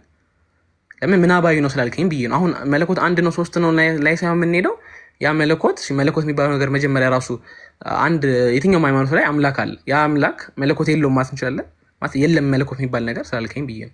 ምናባዊ ነው ስላልከኝ ሶስትነት አንዱ ላይ አንድ ነው ሶስት ነው የሚለው ነገር ላይ እንመጣበታለን። ግን ልዩነቱ ምንድነው መሰለ አንድ ካልክ አንድ ተብሎ የሚቆጠረው ነገር ማለት ነው ኤግዚስተንስ አይ አንድነትና ሶስት ነው የሚለው ላይ እንመጣበታለን። ግን መለኮት አንድ ነው ስትል ወይ በአካል ማለት ከአካል ጋር ነው የምትቆጥረው። መለኮት አንድ ነው ስትል በአካል ማለት ነው የሚሆነው። አንድ አካል ነው፣ ያ አንዱ አካል መለኮታዊነት አለው። አለቀ በቃ። ኤግዚስተንስ የሚያደርገው አካሉ ላይ ነው፣ ከአካሉ ተለይቶ አይደለም። አለቀ። አይ በአካል ሶስት ነው ካልክ ደግሞ ሶስት አማልክት ነው የሚሆነው። አይ ሶስት አማልክት አይደለም ካልክ ደግሞ መለኮት የሚባል ከሶስቱ አካላት ተለይቶ የራሱ ኤግዚስተንስ ሊኖረው ይገባል። የራሱ ኤግዚስተንስ ያለው መለኮታዊነት ወይም ደግሞ ጋድሄድ የሚባል ነገር እስከሌለ ድረስ ስለዚህ ስላሴ አማልክት ብቻ ነው ሊሆኑ የሚችሉት እንጂ አምላክ ሊሆኑ አይችሉም። ባህሪ ከአካል ጋር ስለሚቆጥር ማለት ለምሳሌ አሁን 8 ቢሊዮን ሰው አለ የምንለው ባህሪን ከአካል ጋር ቆጥረን ምን አልከኝ? ያው ልማር ስለሆነ የገባሁት ጥያቄ ለመጠየቅ ወይ ጊዜ ከሰጠኸኝ ልጠይቅ። እሺ በቃ ማጠቃለያ ስጥና በዚህ ላይ ማጠቃለያ ሰጥተን ጥያቄ ተጠቃለ በቃ። አይ ግን ሁለት ጥያቄ ብቻ ነው ያለኝ እኮ ይሄንን እናጠቃለው ጊዜ ነው ልስጥ። ይሄንን እናጠቃለዋለን ነው። አይ አጠቃለን ያው ባይም እሺ ለመመለስም ጊዜ ባይኖር ያው እንደ ጥያቄ አድርጋችሁ ሰው ነው። አይ በዚህ ላይ ነው አንድ ጥያቄ ብቻ ነው ያለኝ። በዚህ ላይ በስላሴ ላይ ነው ከዚህ ውጪ ያው ቶፒካችሁ እሱ ነበር አይደል? በስላሴ ላይ ከሆነ ይቀጥል። ሌላ አይ ከዚህ አይ ርዕስ ከሆነ ደግሞ አልወጣም ችግር በቃ ቀጥልሽ። አይ አዲስ ርዕስ አይደለም እዚህ ላይ ነው። እሺ ቀጥል። እና አሁን አንደኛው ጥያቄ ምንድነው መለኮት የሚባል ነገር ኤግዚስት ያደርጋል ወይ? ሲጀመርም መለኮት የሚባል ነገር አለ ወይ? ስለ አምላክ ስናወራ መለኮት የሚባል ነገር አለ ወይ ካለን ያው ሲጀመር ሁለቱ ራሱ ሲኖኒምስ ናቸው፣ አንድ አይነት ቃላቶች ናቸው፣ አምላክና መለኮት ስንል ማለት ነው። ልክኛ ባህሪ እንደምንለው የኛ የሰዋዊ ባህሪ እንደምንለው። ስለዚህ አንደኛው ጥያቄ መለኮት የሚባል ነገር ኤግዚስት ያደርጋል ወይ? ስለዚህ ኤግዚስት ያደርጋል አዎ አለ ካለን አንድነት አንድ ነው ሶስት ነው የራሳቸው መለኮት አላቸው የሚለው ላይ እንመጣለን። ግን ያ መለኮት አለ የሚባል መለኮት የሚባል ነገር አለ ወይ? ክርስትና ላይ የትኛውም ሃይማኖት ላይ አምላክ ስንል ያ አምላክ መለኮት አለ ወይ ካለው ያ መለኮት ምናባዊ ነው የሚባለው ነገር ያፈርስብናል ማለት ነው። ስለዚህ መለኮት ምናባዊ አይደለም አለ ማለት። ስለዚህ አንደኛው ጥያቄ እሱ ነው። ያው ጊዜ እንዳልወስድብህ ይሄን ብቻ ጠይቅ በቂ ነው ያስባለሁ። ጊዜ ከሰጠኝ ጠይቃለሁ። ባህሪ ቅድም ያነበብኩልን ታስታውሳለህ መስለኝ። ባህሪ ያለ አካል አይቆምም ይላል አይደል? አዎ ባህሪ ያለ አካል አይነጣጠልም ማለት ነው። ልክ ነህ። ቅድም እኮ መልሰዋል አንተ። ባህሪ ያለ አካል ስለማይቆም ባህሪ ያለ አካል አይቆምም ማለት ኤግዚስት አያደርግም ማለት ነው። ከአካል በተለየ በሌላ አነጋገር አይደል? አካል በተለየ ኤግዚስት አያደርግም። ልክ ነው። ስለዚህ የራሱ ኤግዚስተንስ የለውም። ልክ ነው የለውም ነው። ስለዚህ እኔ ምናባዊ ነው ያልኩት ምንድነው? ክርስቲያኖች ብዙ ጊዜ አንድ መለኮት አለ፣ አብ ወልድ መንፈስ ቅዱስ የሚጋሩት አንድ መለኮት አለ ብሎ አስቀምጡ። ግን ይሄ የለም ነው፣ ኤግዚስተንስ አያደርጉም። ሼር ለመደራረግ አንድም ለመባል ኤግዚስተንስ ይቀድማል ነው። ኤግዚስተንስ ለማድረግ ደግሞ ከአካል መነጠል አለበት። መለኮት ደግሞ ወይም ደግሞ ባህሪ የሚባለው ደግሞ ከአካል አይነጠልም ወይም ደግሞ ከአካል ወጥቶ ኤግዚስተንስ አይኖሩ። ከዛ አንፃር ነው ያልኩት። በአካል ውስጥ ያለውን አይደለም እየተከራከርኩ ያለሁት እኔ። ከአካል በተለየ መልኩ ሶስቱ ሼር የሚደራረጉት አንድ የሚባል መለኮት የለም ነው። እሺ ስለዚህ ያው በቃ ተረድቻለሁ። ስለዚህ አንድ መለኮት ኮሜንት ላይ ያየው ነበርና አንድ መለኮት ስለ አምላክ ስናወራ አንድ መለኮት አዎ ልክ ነው። አንድ መለኮት የሚባል ነገር ኤግዚስት ያደርጋል። ግን ያን መለኮት ሶስት ለማድረግ ስንሞክር ነው ምናባዊ የሚሆነው። ልክ ነው። መለኮትን ሶስት ማድረግ አንችልም። ሶስት ለማድረግ ስንፈልግ ሳይሆን መቼ ነው ምናባዊ የሚሆነው ማለት ነው? ያለ አካል መለኮትን መቁጠር ስንፈልግ ምናባዊ ነው የሚሆነው። ያለ አካል መለኮትን መቁጠር እሺ ያለ አካል መለኮትን አንድ ስትል ምናባዊ ነገር እየተናገርክ ነው እንጂ ኤግዚስት የሚያደርግ ነገር አይደለም። የመለኮት አንድ አይደለም። እሺ ማለት በክርስትና ላይ ሳይሆን ያለ አካል አንድ የሚባል መለኮት የለም እኮ። ያለ አካል ሳይሆን አሁን እኮ ዲፊኒሽናቸው እንደሚለያይ አይተናል ነበር ቀደም። መለኮት ሌላ ነው፣ አካል ሌላ ነው። ክርስቲያኖች ምንድነው የሚያደርጉት? ክርስቲያኖች ብዙ ጊዜ ምንድነው የሚያስመስሉት? ልክ ያለ አካል ራሱን የቻለ ሶስቱ አካላት ሼር የሚደራረጉት መለኮት እንዳለ ነው የሚያስመስሉት። የለም ነው፣ ኤግዚስተንስ የለውም። ኤግዚስተንስ ልክ ነሽ። ያው የቃላት መረዳት ሊሆን ይችላል። ያው ኤግዚስተንስ የለውም ስትል መለኮት የሚባል ኤግዚስት አያደርግም ሳይሆን ሶስቱም የራሳቸው መለኮት አላቸው ነው እንጂ ሼር የሚያደርጉት አንድ መለኮት የለም ነው አረዳድ። እንደዛ ነው ያልከኝ አይደል? እንደዛ ነው ተስማማበት። ግን ስለዚህ መለኮት አንድ እንደመሆኑ ያንተ ያልከው ነው ሪስቴት ያደረኩት እንደዚህ ነው ያልከው ብዬ ማለት ነው። እና መለኮት የሚባል ነገር እንዳለና ገባህ ለማለት ነው። ሐሳቤ ላይ ተስማማ ሳይሆን ገባህ ለማለት ነው። ገብቶኛል። እና ያ መለኮት የሚባል ነገር እንዳለ ተስማማን። ያ መለኮት አንድ እንደሆነ ተስማማን። ከዛ ደግሞ ቅድም መጀመሪያ እንዳነሳነው ደግሞ መለኮትና አካል የሚባሉ ነገሮች አለመነጣጣላቸው እንዳለ ሆኖ ግን ስለ ዲፊኒሽን ስናወራ መለኮት ማለት አካል ነው፣ አካል ማለት መለኮት ነው አንልም። መለኮት የራሱ ዲፊኒሽን አለው፣ አካል ደግሞ የራሱ ዲፊኒሽን አለው አይደል? ስለዚህ ስለሆነ ነገር ስናወራ ስለዚህ ሶስቱን ነገሮች ነው አሁን የተማርኩት ማለት ነው። አሁን ካወራ ነው አንደኛው መለኮት የሚባል ነገር ኤግዚስት ያደርጋል። ስለዚህ አምላክ ስንል አንድ አምላክ ስንል ተውሂድ ወይም አንድ አምላክ ስንል የምናወራው ስለ መለኮቱ ነው ማለት ነው አምላክ ስንል። እሺ ስለዚህ አንደኛው እሱ ነው። ሁለት ደግሞ መለኮት የሚባለው ነገር ለብቻው ኤግዚስት የሚያደርግ ነገር ሆኖ ሳይሆን አይደለም ያልከኝ ኤግዚስት አያደርግም ስትለኝ ለሶስቱም ጋር የራሳቸው መለኮት ሲኖራቸው አላቸው ብለን ከተነሳን እንደዛ የሚል ክርስቲያንም ካለ ያው ልክ አይደለም። ሶስቱም የራሳቸው መለኮት አላቸው ካለ ልክ አይደለም። ስለዚህ እንደዛ የሚባል ነገር ኤግዚስት አያደርግም ምናባዊ ነው ካልከኝ ያው ልክ ነው። እኔም ብሆን ምናባዊ ነው የምለው ሶስቱም የራሳቸው መለኮት የላቸውም። ከዛ ሶስተኛው ደግሞ የተስማማንበት ነገር ላይ ምንድነው መለኮትና አካል የሚባሉ የተለያዩ ነገሮች እንደሆኑ ልክ ነህ። በቅድም በማስረጃ እንዳሳየ ይሄ የተለያዩ ነገሮች ሆነው እንዳለ ሆኖ ግን ደግሞ አንዱ ያለ አንዱ መቆም እንደማይችል ነገር ይሄ ምን ማለት ነው? ይሄ ቅድም እንዳልከኝ መነጣጣል የሚቻሉ ነገሮች እንዳልሆኑ ስለ አብ ስናወራ አብ የራሱ የሆነ አካል አለው ካለን ስለ አብ አካልነት ካወራን ያ አብ መለኮቱንም ለይተን አናወራም። ስለዚህ ያ መለኮትም አምላክ የሚያደርገው መለኮቱ ስለሆነ ያ አምላክ ነው የምንለው ከዛ አንጻር ነው ማለት ነው። ቅድም እንዳልከ መነጣጣል አይችልም የሚለው ነገር መዝገበ ቃላቱ ላይ እንደዛ ነው የሚያስረዳው ስላልከኝ ማለት ነው። ሶስቱ ነገሮች ላይ ግልጽ ካደረግን ብዙ ጊዜ ቃላት ላይ ይሆናል ስናወራ። ስለዚህ አብ ወልድ መንፈስ ቅዱስ የሚባሉ ሶስት አካላት አሉ። ስለዚህ ሶስት አማልክት ያለ ሰው አሁን ልክ አይደለም ማለት ነው በእኔና ባንተ አረዳድ አሁን ባወራ ነው። ምክንያቱም ሶስት አማልክት አሉ ካለ ከአካል ወደ እንትን ነው ጃምፕ ያደረገው ማለት ነው። ያ የተለየ ነገር ነው። መለኮት የሚባለው ይሄ ነው ዲፊኒሽኑ፣ አካል የሚባለው ይሄ ነው ዲፊኒሽኑ ብለን እንዳወራ ነው። ያው ማጠቃለያ ሰልከኝ ነው እንዳ ከዛ አንፃር ነው። ስለዚህ አንድ ሰው ተነስቶ ሶስት አብ ወልድ መንፈስ ቅዱስ የሚባል እኮ አምላክ አላቸው። አዎ ልክ ነው። ሶስት አካል አላቸው። አዎ እሺ መለኮት ሲባል መለኮት አንድ ነው ማለት እንችላለን። ለምን መለኮትና አካል ተነጣጥለው መቀመጥ አይችሉም። ልክ ነው። ተነጣጥለው መቀመጥ አይችሉም ያልነው ከምን አንፃር ነው? ስለ ወልድ ስናወራ ወልድ ማለት ክርስቶስን ስናየው ያ ክርስቶስ የአብ መለኮት ነው ያለው፣ ሼር የሚያደርገው የአብ መለኮት አንድ መለኮት ስለሆነ ያልነው ማለት ለዛ ነው አብንም ወልድንም መንፈስ ቅዱስንም አምላክ የምንለው ከዛ አንፃር ነው። ስለዚህ አንድ ያው ልክ ፋላሲ ውስጥ የሚገባው ከምን አንፃር ነው? እሺ አብ ወልድ መንፈስ ቅዱስ አላችሁ ሶስት አካል እሺ እና ሶስት አማልክት አይሆንም እንዴ ካለ ልክ አይደለም። ሶስት አማልክት ስለ አምላክነት ካወራ የምናወራው ስለ ባህሪ ነው። ስለ ባህሪ ካወራን ደግሞ ያ ባህሪ የሚገኘው ሶስት ወልድ የሚገኘው ከአብ ነው። ከአብ እንደመገኘቱ የአብን መለኮት ሼር ያደርጋል። መንፈስ ቅዱስም የሚጸርጸው ከአብ ነው። ከአብ እንደመስረጹ የአብ መለኮትን ሼር ያደርጋል። ከዛ አንፃር ነው። ስለዚህ የምናወራው ስለ አንድ አምላክ ነው። የአንድ አምላክ እግዚአብሔር አብ ነው። ያ እግዚአብሔር አብ ደግሞ የራሱ የሆነ መለኮት አለው። ያ መለኮቱ ለአብም ወልድም መንፈስ ቅዱስም ሶስቱም ሼር ያደርጉታል። የአብ መለኮት የወልድም ነው፣ የወልድም መለኮት የመንፈስ ቅዱስም ነው። የአንድ አብ ደግሞ የራሱ የሆነ መንፈስ አለው። ያ መንፈሱ ደግሞ የማን ይባላል? መንፈስ ቅዱስ ይባላል። የራሱ የሆነ አካል አለው። እኔ ብሎ መናገር ይችላል ማለት ነው። መጽሐፍ ቅዱስ ላይም እኔ ብሎ ማለትም ሲናገር መንፈስ ቅዱስ ሲናገር አይተናል ማለት ነው። መንፈስ ቅዱስ ከሰማይ ሲወርድ አይተናል። የራሱ የሆነ አካል መኖሩን ከዛ እናያለን ማለት ነው። መስረጃዎች ላይ ሳልገባም ብዬ አብ ደግሞ የራሱ የሆነ ቃል አለው። ያ ቃሉ ደግሞ ወልድ ይባላል። ወልድ ደግሞ ከአብ ስለሚገኝ የአብን መለኮት ሼር ያደርገዋል። ሼር ያደርገዋል ምን ማለት ነው? የአብ መለኮት የወልድ መለኮት ነው ማለት ነው እንጂ ለአንድ ሶስተኛ ወይም አንድ ሁለተኛ ይካፈሉታል ማለት አይደለም። ከዛ አንፃር ነው የሥላሴ ትምህርት እና በጣም ስላወራን አመሰግናለሁ። ያው ሌላም ቶፒክ ካላችሁ ለማውራት እና አንተንም ማጠቃለያ መስማት ፈልጋለሁ። እሺ እኔም ማጠቃለያ ልስጥበትና ከዛ እንቀጥላለን። ቢስሚላህ በጣም በጥሩ ሁኔታ ነው የተወያየ ነው። ጥሩ ስነ ምግባር አለ። አመሰግናለሁ ለዛ። ቀጥለን እያየን ያለነው ምንድነው ከተባለ ክርስቲያኖች ሥላሴን እንዴት ነው የሚረዱት የሚለውን ነገር እያየን ነበር።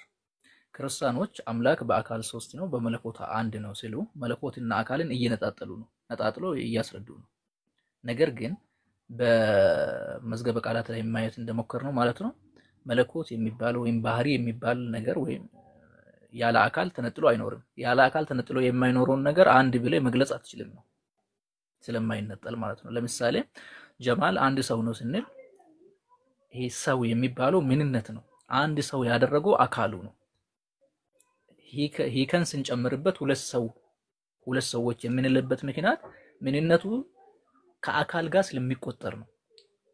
ስለዚህ አብ የራሱ መለኮት የለውም ማለት አምላክ አይደለም ማለት ነው። በነገራችን ላይ መለኮት የሚለው ነገር አሁንም አምላክነት ማለት ነው፣ ሌላ አይደለም። አምላክነት ማለት ነው የግዕዝ ቃል ነው። መለኮት የሚለው ቃል አምላክነት ማለት ነው። አብ የራሱ መለኮት የለውም ማለት አብ አምላክ አይደለም ማለት ነው። ወልድ የራሱ መለኮት የለውም ማለት ወልድ አምላክ አይደለም ማለት ነው። መንፈስ ቅዱስ የራሱ መለኮት የለውም ማለት መንፈስ ቅዱስ አምላክ አይደለም ማለት ነው። ስለዚህ ክርስቲያኖች ምንድነው የሚያደርጉት? ብዙ ጊዜ ወይ ሶስት አማልክት ያደርጋሉ ወይም ሶስቱንም አምላክነት የሚባለውን ባህሪ ከነሱ ይነጥሉና አካል ብቻ ያደርጋሉ። መለኮታዊነት የሌላቸው ሶስት አካላት እነዚህ ማሳረቅ አይችሉም ሁሌ ማለት ነው። ወይ ሶስት አማልክት ያደርጋሉ ወይም ደግሞ ሶስቱንም አምላክ ያልሆኑ ሶስት አካላት ያደርጓቸዋል። ምን እንደሚሆኑ አላውቅም አምላክ ካልሆኑ። ስለዚህ ይሄንን ነገር ማሳረቅ አልቻሉም ክርስቲያኖች። አብ የራሱ አምላክነት ከሌለው አምላክ አይደለም። ወልድ የራሱ አምላክነት ከሌለው ወይም መለኮታዊነት ከሌለው አምላክ አይደለም። መንፈስ ቅዱስም የራሱ አምላክነት ከሌለው አምላክ አይደለም። ሶስት አምላክ ያልሆኑ አካላት አሉ ማለት ነው። አይ አብ የራሱ መለኮት አለው ያለ ኢየሱስ ወይም ደግሞ ያለ ወልድ ከተባለ አንድ አምላክ ነው። ወልድ የራሱ አምላክነት አለው ከተባለ ሁለት አምላክ ነው። መንፈስ ቅዱስ የራሱ አምላክነት አለው ከተባለ ሶስት አምላክ ነው። በግዕዝ ስናስቀምጠው ሶስት አማልክት ናቸው። ሥላሴ ወይ ሶስቱም አምላክ አይሆኑም ወይም ሶስት አማልክት ነው የሚሆኑት። ሶስተኛ አማራጭ የሚባል ነገር የለም። ያዙልኝ። ሥላሴ የሚባሉት ወይ ሶስት አማልክት ይሆናሉ ወይም ሶስቱም አምላክ አይሆኑም። አራተኛ አማራጭ ወይም ሶስተኛ አማራጭ የሚባል ነገር የለም። አንድ መለኮት ነው የሚጋሩት የሚባለው ነገርስ ከአካል ተለይቶ ኤግዚስተንስ ያለው መለኮት የሚባል ነገር የለም። ተስማማን ከልጁም ጋር አለ ከተባለ ደግሞ ስላሴ ወደ 4 ከፍ ማለቱ ነው። ስለዚህ ይሄንን ይመስላል። ስላሴ ወይ አማልክት ወይ አምላክም አይደሉም። ይሄንን ነው የሚመስለው ባጭሩ። ጥያቄህን መቀጠል ትችላለህ ይከን ጥያቄው ማጠቃለያው ጥሩ ነው። በጸባይም ስላወራን በጣም አመሰግናለሁ። ያው ከዚሁ ርዕስ ውስጥ ነው ያልከኝ ወይስ ያ ኮሜንቶች ላይ አንዳንድ ጥያቄዎች ይነበራሉ ወይም ደግሞ ከዚህ ውጪም ትችላለህ? ከዚህ ውጪም ከዚህም ትችላለህ። አሁን ማጠቃለያ ስለሰጠ ለኮ ላይ ጠይቅ። አይ አንድ ዛኩ የሚባል ሰው ኮሜንት ላይ ተናገረ። እሷን ብቻ ትንሽ አንድ 30 ሰከንድ እሷን ብቻ ነገርና ያው የተናገርኩት ነገር በደም ካልተረዳ ሰው ብዬ ነውና እንጂ አንተ ማጠቃለያ ሰምቻለሁ። ግልጽ ነው። በደም ካወራንበት ነገሮች አላወራንም። ልክ ነው። ግን ያው ቀደም ያልናቸው ነገሮች አሉ። ስለ ሶስትነት ሶስት አካል ነው ሶስት አማልክት ነው ካለን ይሄ ማለት ወደ መጀመሪያ ምንድነው ምን ያለን ነው ማለት ነው። አብም የራሱ መለኮት አለው፣ ወልድም የራሱ አለው፣ መንፈስ ቅዱስም የራሱ አለው ካለን መለኮት ማለት አምላክነት ስለሆነ የራሳቸው አላቸው ካለን ዞሮ ዞሮ ምን ያለን ያለ ነው ሶስቱም የራሳቸው በራሳቸው አምላክ ናቸው። ስለዚህ አምላክነት ሶስት ነው። ስለዚህ ክርስቲያኖች ይሄ ትራይቲዝም ማለት ነው ሶስት አምላክ ነው ያለው ይባላል። ግን እንደዛ ሳይሆን የራሳቸው አላቸው ማለት ሳይሆን የአብ መለኮት የወልድም ነው፣ የወልድም መለኮት የመንፈስ ቅዱስም ነው። ለምንድን ነው ይሄንን ቃል መጠቀመው? ሼር ያደርጋሉ ስል ቅድም ወደ ሌላ ትርጉም ስለወሰድን ሼር ነው የሚያደርጉት። ልክ ነው። ግን ነው ሼር ያደርጋሉ የሚለውን ነገር እንደ መከፋፈል እንደ አንድ ሶስተኛ መስዋዕት ስለሌለብን ለዛ ነው የአብ መለኮት የወልድ ነው፣ የወልድ መለኮት የመንፈስ ቅዱስም ነው ብዬ ያነሳሁት። ማለት የራሳቸው የሆነ መለኮት የላቸውም ማለት ማለት ነው አምላክ አይደሉም ማለት አይደለም። የራሳቸው ስል ከምን አንፃር ነው? ከኔ የተለየ ከአብ የተለየ የራሱ ከወልድም ከራሱ የተለየ ከአብ የተለየ መለኮትነት አላቸው እያልን ከሆነ ልክ አይደለም። ግን ደግሞ የአብ መለኮት የመንፈስ ቅዱስ ነው፣ የመንፈስ ቅዱስ መለኮት የአብ ነው ስንል እያወራን ያለው ስለ አንድ መለኮት ይሆናል ማለት ነው። ይሆናል ሳይሆን ነው። ስለዚህ ስለ አንድ መለኮት እያወራን ስለሚሆን ያን ጊዜ ስለ አምላክነት ስናወራ አንድ ነው እንላለን ማለት ነው። ምክንያቱም ሼር የሚደረግ ነገር ስለሆነ ሼር የሚለውን በደንብ ተረዱ እንጂ የተለያየ አይነት እንትን አላቸው የተለያየ አይነት መለኮት አላቸው ካለን ይሄ ክርስትና አስተምሮ አይደለም። ወደ እንትን ተመለስ። ይቅርታ የነን ድምዳሜ ድጋሜ ለማፍረስ እንትን ይያልክ አይ ለማፍረስ ሳይሆን አይ ከታች ሌላ ቶፒክ ማን ነው ሌላ ቅድም ያነሳሁት ነገር እንዲህ ብለህ ነበር ስላሉ ለማጥራት ያህል ብዬ የተስማማንባቸው ነጥቦች ነበሩ። ምንድነው የተስማማንበት ነጥብ ከተባለ ከሶስቱ አካላት በተለየ መለኮት የሚባል ነገር ኤግዚስት አያደርግም። በዚህ ላይ ተስማማ። አንተ ብቻ ሳይሆን የተለየ ከሶስቱ አካላት የተለየ መለኮት የሚባል ነገር ኤግዚስት አያደርግም። እንደዛ ከሆነ ሼር የሚደረግ ነገር የለም። አንድ የሆነ ሼር የሚደረግ ነገር የለም። ለምን አይ ቀደም እኮ ኤግዚስት አሁን እኮ ቀደም እኮ ለመደራረግ ማለት ነው ሼር መደራረግ ነው ወይስ ኤግዚስተንስ ነው የሚቀድመው? አይ ሴንቴንሱ ምንድን ነበረ? ከሶስቱ የተለየ የሚባል ነገር የትኛው ነው? ሄከን ሼር መደራረግ ወይስ ኤግዚስተንስ ነው መቅደም ያለበት? አይ ኤግዚስትማ ያደርጋል። ኤግዚስት እኮ አያደርግም አይደለም ያልነው እኮ ከሶስቱ የተለየ መለኮት ከሶስቱ የተለየ ሶስቱ የሚጋሩት አካል አለ አካል ሳይሆን ባህሪ የሚባል መለኮት የሚባል ነገር አለ ኤግዚስተንስ ያለው። እሺ እኮ አዎ እንደዛ አሁን እንዴት ነው ሴንቴንሱን ለብቻ እንረዳው። ቀደም እኮ አዎ ኤግዚስት አያደርግም ያልኩት ምንድን ነበር ያለው? ከአብ ከወልድ ከመንፈስ ቅዱስ የተለየ መለኮት የሚባል ነገር ኤግዚስት ያደርጋል ብለህ ከጠየቀኝ አንድ ነገር እሺ ጊዜ ልስጥህና ከዛ በኋላ እና ኤግዚስት አያደርግም ስንል አሁን ሰዎች የመጨረሻውን ሴንቴንስ እንዳይወስዱት ብዬ ነው። ከአብ ከወልድ ከመንፈስ ቅዱስ የተለየ መለኮት የሚባል ነገር ኤግዚስት ያደርጋል ብለን ብንጠይቅ በክርስትና አስተምሮ እንደዚህ የሚባል ነገር የለም። ልክ አይደለም። ከአብ ከወልድ ከመንፈስ ቅዱስ የተለየ መለኮት የሚባል ነገር ኤግዚስት አያደርግም። ለዛ ግን ሰዎች ግን የመጨረሻውን ሴንቴንስ ወስደው መለኮት የሚባል ነገር ኤግዚስት አያደርግም ካሉ አምላክ የሚባል ነገር የለም ያለን ነው። አሁን ይሄ ደግሞ ወደ ኤቲዝም ነው የሚወስደን። ስለዚህ አሁን መለኮት አንድ ነው ሶስት ነው የሚለውን ነገር ከማውራታችን በፊት ማንሳት ያለብን መለኮት የሚባል ነገር ኤግዚስት ያደርጋል። ልክ ነው። አምላክ የሚባል ነገር አለ ማለት እኮ ነው። መለኮት የሚባል ነገር ኤግዚስት ያደርጋል ማለት ያ መለኮት ደግሞ እሺ ያ መለኮት እንዴት ነው ሶስት ሳይሆን አብ ጋርም ወልድም ጋርም መንፈስ ቅዱስ ጋርም ያ መለኮት ሊኖር የሚችለው ግን ሶስት አይደለም የምንለው ከምን አንፃር ነው? እንደዚህ እናርገው ምናልባት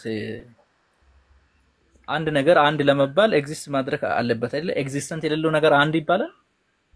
ኤግዚስታስ የሌለው ነገር ኤግዚስት እኮ ያደርጋል። አዎ እኔ ኤግዚስት በራሱ ኖ ቆይ በራሱ ኤግዚስተንስ የሌለው ነገር አንድ ተብሎ ይጠራል ወይ? በራሱ ኤግዚስተንስ የሌለው ነገር ማለት ራሱን ችሎ ኤግዚስት የሚያደርግ የሚችል ነገር ማለት ነው።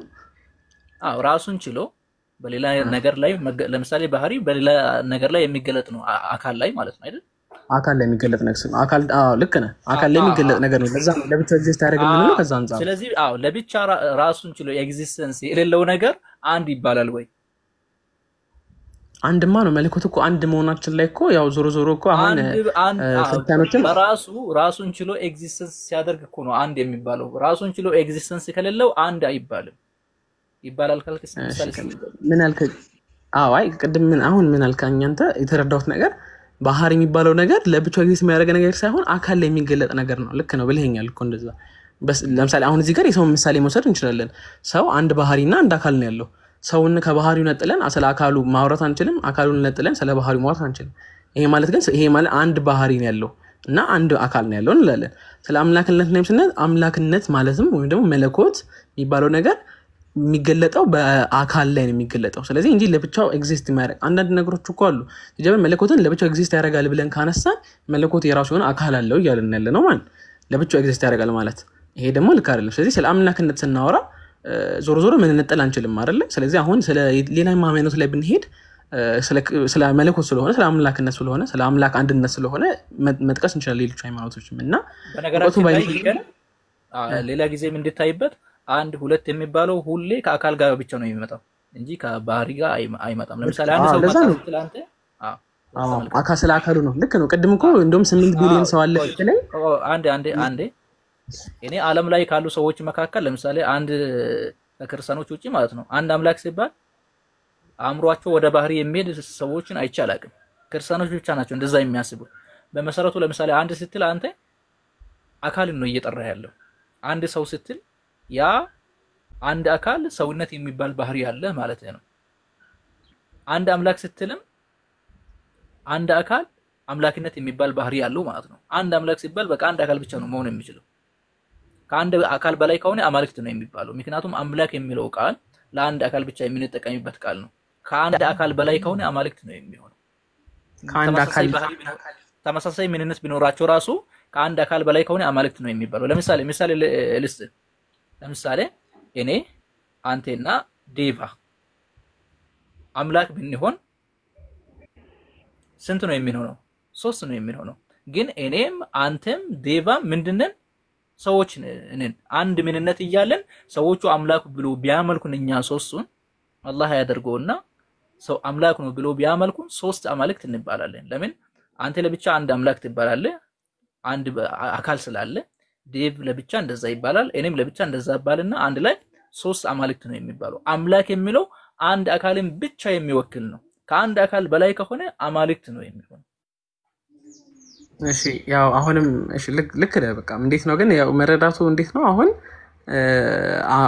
ከ3 አካል በላይ ከሆነ ያለው 3 አማልክት ነው ወደሚለው ለምን እንደወሰደን አላውቅም ግን አሁንም እኮ ያወራነ 3 አካል ስንል ስለ አካል ነው ያወራነው ግን አንድ ባህሪ አንድ መለኮት ስንል ደግሞ ስለ መለኮት ነው አሁን አራዳዳችን እኮ እንደዚህ ማለት እንችላለን ኤግዛምፕል አንድ ኤግዛምፕል ልይርበትና ስላነሳው ብዬ ነውና ስለ ሶስታችን አሁን ያው ምንድነው ብዙ ጊዜ ነገሮችን በመድራዊ ነገር ለመረዳት ስንሞክር በጣም ይገድበናልና አንዳንድ ጊዜ እንደውም ሞር በጣም አንድ ነገር በጣም ኤግዛምፕል ለመፈለግ በተሞከረ ቁጥር ነገሩ ያሳነሰነው ነው የመሄድ አክል ይሄዳል ስለ ስላሴ ሳይሆን የትኛውም አይነት ቶፒክ ማለት ነውና ግን እሺ አንተ በወሰደው ቶፒክ ምሳሌ ራሱ ብንሄድ አሁን አንድ 3 ነገሮች 3 ባህሪ ያላ ማነው 3 ምንነት አላቸው ልንል ምንችለው ማለትም ሶስቱም አሁን አምላክ ለማለት ስለሚከብድ ግን ሶስቱም የተለያየ አምላክ ናቸው ብለን መጥቀስ ከተቀሰን ምን ይያለን ያለነው 3 የሆነው ምንድነው አካልም 3 ነው ባህሪም 3 ነው ማለት ይሄኔ ስለዚህ በዚህ አገላለጽ ለአካልም 3 ከሆነ ባህሪም 3 ከሆነ የሰጠው ኤግዛምፕል ልክ ነው 3 ነገሮች የራሳቸው 3 አካል ካላቸውና 3 ባህሪ ካላቸው 3 አማልክት ነው የሚባሉት ልክ ነው እሱ ስለዚህ ኤግዛምፕል ልክ ነው ለሱ ጥሩ ምሳሌ ነው ግን ደግሞ አንድ አሁን እኮ ምሳሌ ስለሌለው ሊከብደን ይችላል ለዛ እኮ እሺ ግን 3ቱ ደግሞ አንድ ባህሪ ያለው ነገር ግን ምሳሌ ማምጣት አንችልም አንድ መለኮት ኖሯቸው ግን 3 ደግሞ አካል ሊኖረው የሚችለው ነገር ምሳሌ ከስላሴዎች ምሳሌ ማምጣት ስለማንችል ለዛ ነው ከዛው ኤሪያ ወተን ኤግዛምፕል ለመስጠት የሚከብደው እንጂ ቅድም የሰጠው ኤግዛምፕል ጥሩ ኤግዛምፕል ነው ግን ጥሩ ኤግዛምፕል የሚሆነው ለምን ነው ማለት ነው አንድ 3 ነገሮች 3 አካልና 3 ባህሪ ካላቸው ልክ ነው 3 አማልክት ነው የሚባሉት እሱ ልክ ነው ግን ደግሞ ለምንድን ነው ክርስቲያኖች አንድ አምላክ ነው ብለው የሚያምኑት ከምን አንጻር ነው ማለት በክርስትና አስተምህሮ ባህሪ የተከፋፈለ ነገር እንዳልሆነ አንድ ሶስተኛ የሚከፋፈል ነገር ሳይሆን ሼር የሚደረግ ነገር ማለትም ሁሉም የራሳቸው የሆነ አንድ መለኮት አላቸው ማለት ሳይሆን ምን ማለት ነው አብም የራሱ መለኮት አለው ወልድም የራሱ መለኮት አለው ግን የአብ መለኮት ከወልድ መለኮት የተለየ አይደለም ስለዚህ የምናወራው ሶስት አማልክት ካለ አንድ ሰው ስለ ባህሪ መረዳት የለውም ማለት ነው ግን ደግሞ ቅድም ስለዚህ መጨረሻ ላይ አንድ ያልከኝ ነገር ምንድነው እሺ እንደዛ ካለን ግን እኮ ስንቆጥር አካልን ከቆጠረን እየቆጠርን ያለነው ባህሪ ምን ነው ካልከኝ እንደዛ አይደለም አካልን ከቆጠረን ባህሪን እየቆጠረን አይደለም አሁን ለምሳሌ ቅድም ስለ ሰዎች ስናወነሳ አሁንም ኤግዛምፕሉ ትንሽ ጠባብ ነው ግን 8 ቢሊዮን ሰው አለ ስንል እየቆጠርን ነው 8 ቢሊዮን እኔ ማለት የሚችሉ ነገሮች ስላሉ 8 ቢሊዮን ሰዎችን እንላለን ስለዚህ ያወራን ያለው ስለምንድነው ማለት ነው ስለ እኔ ማለት የሚችሉ ነገሮች ስለሆኑ ስለምንድነው ያወራነው ስለ አካል ነው ያወራነው ማለት ስለ ባህሪ ሲሆን ግን ሌላ ነገር ነው ባህሪ ሲሆን ግን ምን ማለት ነው እኔ ማለት መቻል ሳይሆን ስለምንነት ስለምናነሳ መነጣጣል አይችሉም ቅድም መነጣጣል አይችሉም የሚለውን ስላነሳልኝ ነው ስንቆጥር አካልን ከቆጠረን መለኮትን ነው ስላልከኝ መነጣጣል አይችሉም ምን ማለት ነው አንዱ ከአንዱ መቆም አይችልም እሺ አንዴ አቋረጥከኝ መሰለኝ እሺ ይቅርታ ካራዘምኩብህ ምንድነው ቆይ ቀለል በቃ የመጨረሻ ጥያቄ ልጠይቅ በዙሪያ አንተ ስለ ድጋሜ ስለጀመርክ ነው ይሰማል ተቋርጬ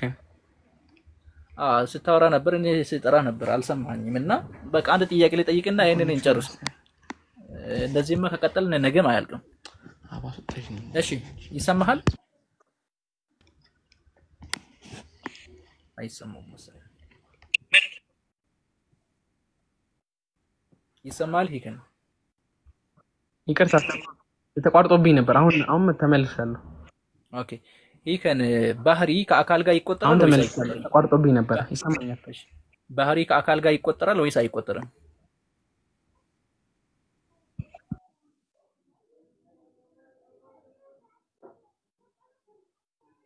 ሂከን ይሰማሃል አይሰማው መሰለኝ እሺ ይሰማኛል አዎ ይሰማኛል አለኝ ቆይቶ ነው እንደሚደርስ ይሰማኛል ሁለቱም ትንሽ ስላቸገረኝ ነው ኦኬ ቆይቶ ነው መሰለኝ የሚደርስ ወይ ወጥ ግባ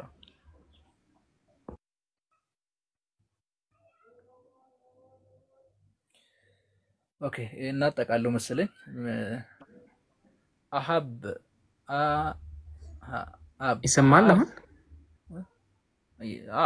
ቆይቶ ይደርሳል የኔ ድምጽ ወይ ወጥ ግባ ይሰማል አይደለ ቆይቶ ነው የሚደርሰው መሰለኝ እኔ ጋር ይሰማኛል እሺ የመጨረሻ ጥያቄ ነው በዚህ ቆይቶ ስለሚደርሰኝ ለዛ ነው እሺ አሁን በደንብ ይሰማል ባህሪ ከአካል ጋር ይቆጠራል ያልከኝ መሰለኝ አይደለ ባህሪ ከአካል ጋር ይቆጠራል ወይስ አይቆጠርም ነው ሄሎ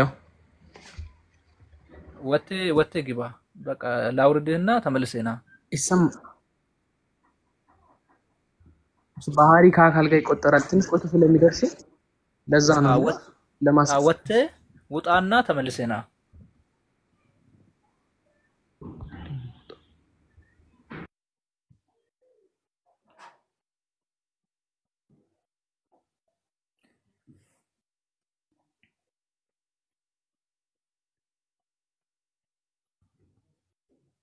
ኦኬ ኮኔክሽን ነው መሰለኝ ወጥቶ ቢመለስ ጥሩ ነው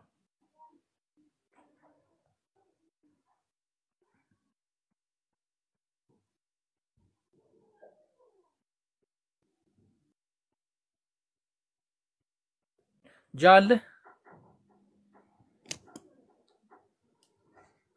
አቶ ጃሃብር ሰላም አለሽ አቤት አለሁ ጥያቄ አለሽ ሌላ ጥያቄ የለኝም ሲኖረኝ ይገባለሁ እሺ እንቋጫው ረዘመ ሰዎችንም እንደሰለ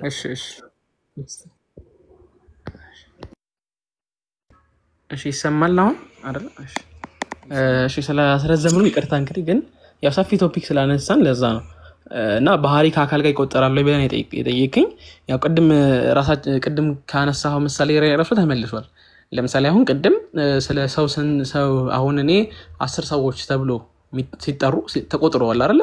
የቆጠርነው ባህሪያቸውና አካላቸውን ነው ካልን 10 እኔ ማለት የሚችሉ 10 ነገሮች ስላሉ 10ሮቹን 10 ብለን እንጠራቸዋለን ማለት ነው። ለምሳሌ እኔን 3 አካል ማለት ማንጠራው ለምንድን ነው? አንድ ባህሪ ነው ያለኝ 3 አካል ብዬ ግን አንጠራም። ለምንድነው 3 አካል ተብዬ ማልጠራው ወይም ደግሞ ከዛ በላይ ተብዬ ማልጠራው ለምንድን ነው? ለምሳሌ ቃል አለኝ የራሴ እጅ እግሬ ምናምን አካል ተብሎ አይጠሩም። ለምን? እጄ የኔ እጅ ነው እንጂ ለብቻው ተነጥሎ እኔ ይሄን እጅ ነኝ ብሎ መናገር ስለማይችል ማለት ነው። ስለዚህ አሁን በዚህ ሴንስ አብረው ተቆጥረዋል።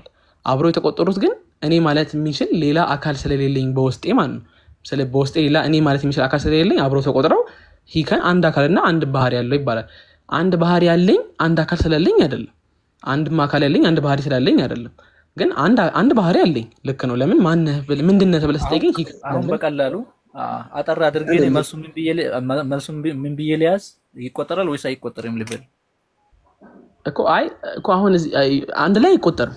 አንድ ላይ መቁጠር የለብንም። ለምን አሁን እኔ አንድ አካልና አንድ ባህሪ አይቆጠርም።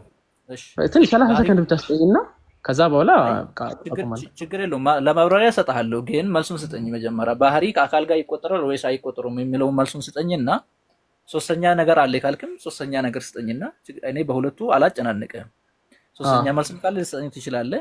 ይቆጠራል ካልክም ልሰጠኝ ትችላለህ። አይቆጠርም ካልክም ልሰጠኝ ትችላለህ። ከማብራሪያ በፊት መልሱን ስጠኝ። እሺ ከማብራሪያ በፊት ያው አሁን እንዴት ነው? እሺ ማብራሪያ ተስተብለኛል። ስለዚህ ባህሪ ከአካል ጋር አላልኩም ማብራሪያ አትስተሳይሆን ማለት መጀመሪያ ላይ ተስተሳልኩ ነው። ልክ ነህ። እሺ እና ከዛ ታብራራለህ። ያ መልሴን ያው በማብራሪያ ተረዱታላችሁ ያስባለሁ። ግን ባህሪ መልሱን አስቀድምና ባህሪ ከአካል ጋር ይቆጠራል ወይስ አይቆጠርም መልሱን ስጠኝና ከዛ በኋላ ማብራሪያን እንቀጥል። እሺ ባህሪ ከአካል ጋር አይቆጠርም። ያው መልሴን በማብራሪያ ተረዱኛላችሁ ያስባለሁ። በቃ አይቆጠርም። አሁን እንቀጥል። እሺ ያው ጥያቄ ምንድን ነበር? ባህሪ ከአካል ጋር ይቆጠራል ወይ ነው። ባህሪ ከአካል ጋር ይቆጠራል የሚለውን ከምን አንፃር ነው የተረዳሁት? አንድ ነገር አንድ ባህሪ ካለው በቃ አንድ አካል ነው ያለው ማለት ነው። አንድ ነገር አንድ አካል ካለው አንድ ባህሪ ነው ያለው ማለት ነው። ምክንያቱም አካሉ አንድ ከሆነ ያው ባህሪውም አንድ ነው። አካሉ 3 ከሆነ ባህሪውም 3 ነው። ምን ከሆነ አቆጣጣራችን የባህሪው አካል ላይ ዲፔንድ የሚያደርግ ከሆነ የአካሉ ባህሪ ላይ ዲፔንድ የሚያደርግ ከሆነ ልክ አይደለም። ስለዚህ ከዛ አንፃር ስንረዳው ባህሪ እና አካል አንድ ላይ አይቆጠሩም። አሁን እኔ አንድ አካል አለኝ እና አንድ ባህሪ አለኝ። ግን አንድ ባህሪ ያለኝ አንድ አካል በቃ ጨርሻለሁ። አንድ ባህሪ ያለኝ አንድ አካል ስላለኝ አይደለም። ለምንድን ነው አንድ አካል ያለኝ? እኔ ማለት የሚችል አንድ ነገር ነው ያለኝ እኔ ውስጥ። ከዛ አንፃር ማለት ነው እኔ ውስጥ እኔ የሚሉ ከአንድ በላይ ነገሮች ካሉ ከአንድ በላይ አካል ይኖረኛል። ግን ባህሪ ግን አይቀየርም። ባህሪን የሚቀይረው አንድ ነገር ምንድነው? ማለትም ባህሪን ከአንድ በላይ አሁን ማለት ባህሪ ከአንድ በላይ ቁጥር እንዲኖር ከአንድ በላይ ማለት ነው።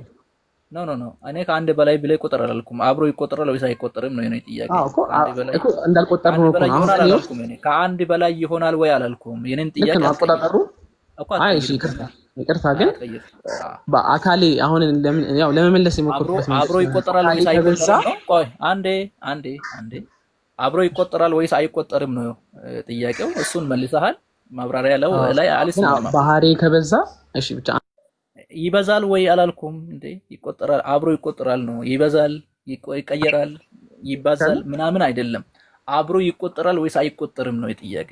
ወደ ሌላ አትወሰድ እኮ አብሮ ለመቆጠሩ እኮ አሁን አንድ አብሮ የማይቆጠር ከሆነ ቆይ አሁን ቀጣዩን ጥያቄ እንቀጥል።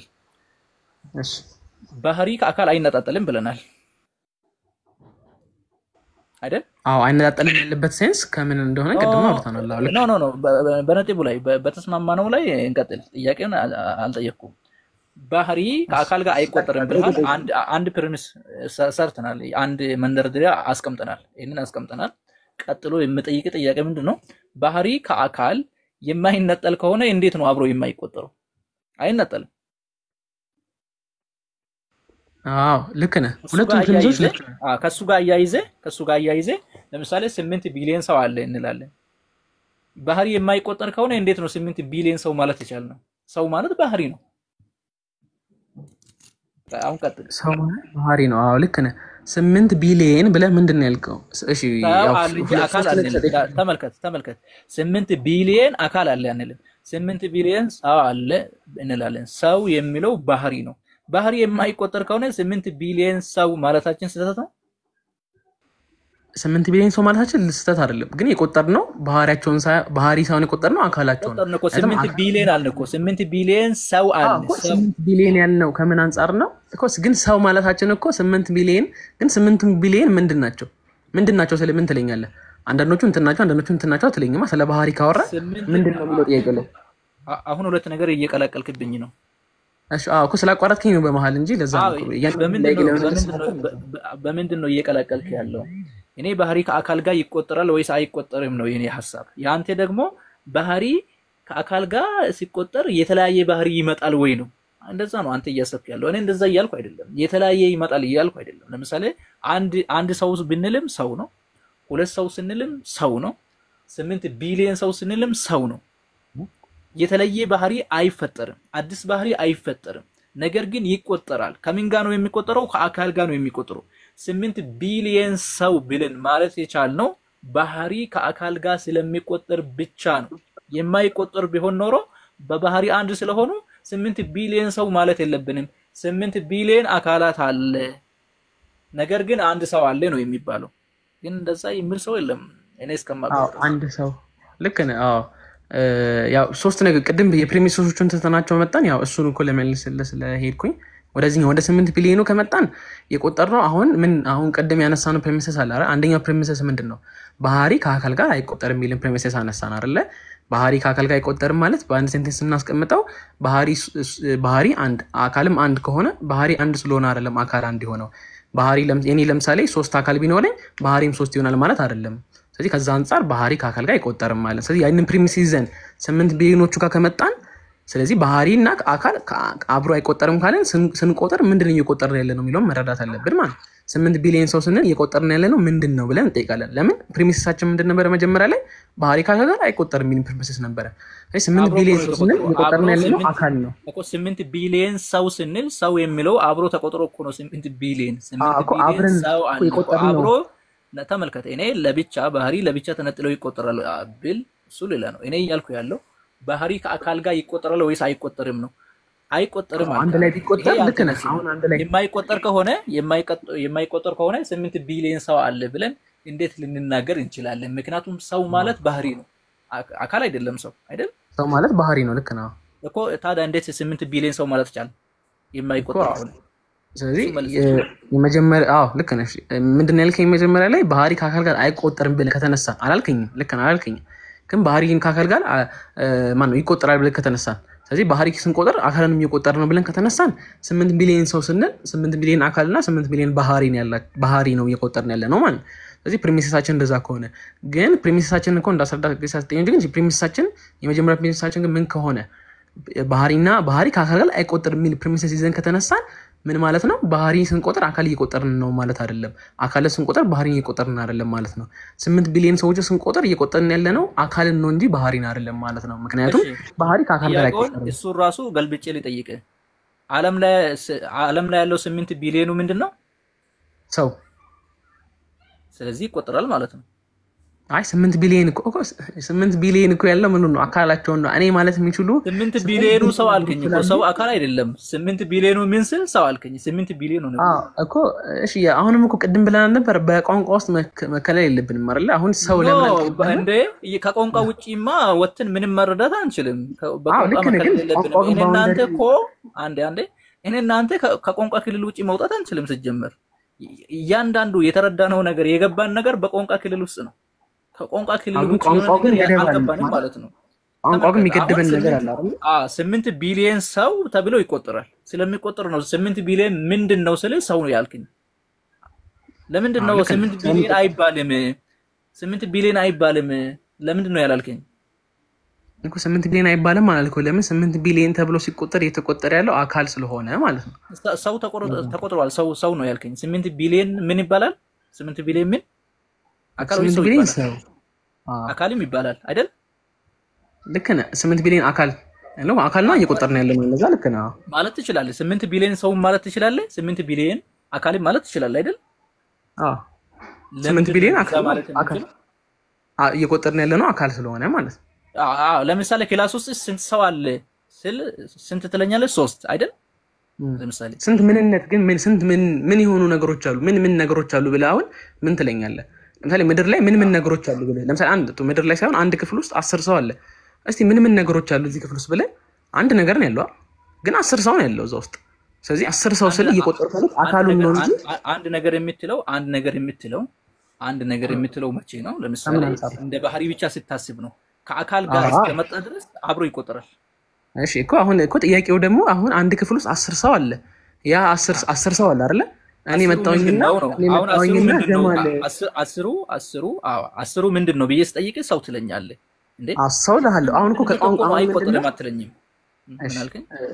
እሺ አንዴ እና ያው ምንድነው ቋንቋ የራሱ ነገር አለው። አሁን ሰው እንኳን ስሜቴን ለመግለጽ እንኳን ምን ቃላት አጣው ይላል አይደለ? ስለዚህ ቋንቋውስ መደበቅ የለም። ግን ኮንሰፕቱን ስንረዳዳ አሁን አንድ ክፍል ውስጥ 10 ሰው አለ።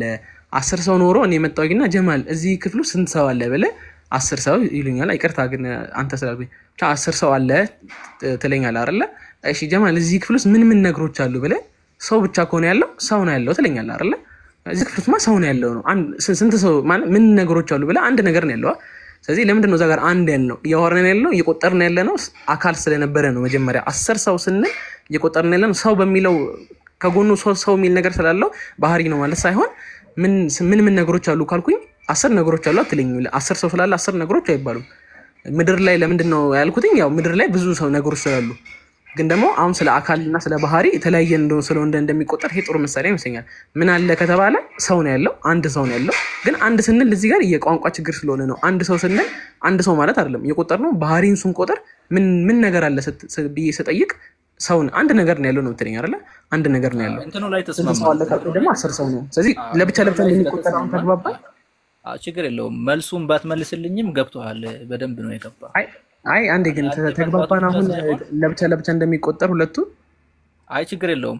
ገባህ ለአንተ ገባህ። ምንድነው ለምሳሌ 8 ቢሊዮን ሰው አለ ስንል ባህሪ ከአካል ጋር አብሮ እንደሚቆጠር ግልጽ ነው። ምን አለ ብል እሺ 8 ቢሊዮን ሰው ምን አለ እኮ 8 ቢሊዮኑ ምን ብዬ ስጠይቅም ሰው አልከኝ። 8 ቢሊዮኑ ምንድን አይ ምን ነገሮች አሉ ብለ አሁን ምን ነገሮች ማለትም ስለ ምንነት ይጠይቁታል። ስለ ባህሪ እሱ አይደለም እሱ እኮ ከአካል ኖ አንዴ እሱን ከአካል ነጥለህ ስታይ ነው።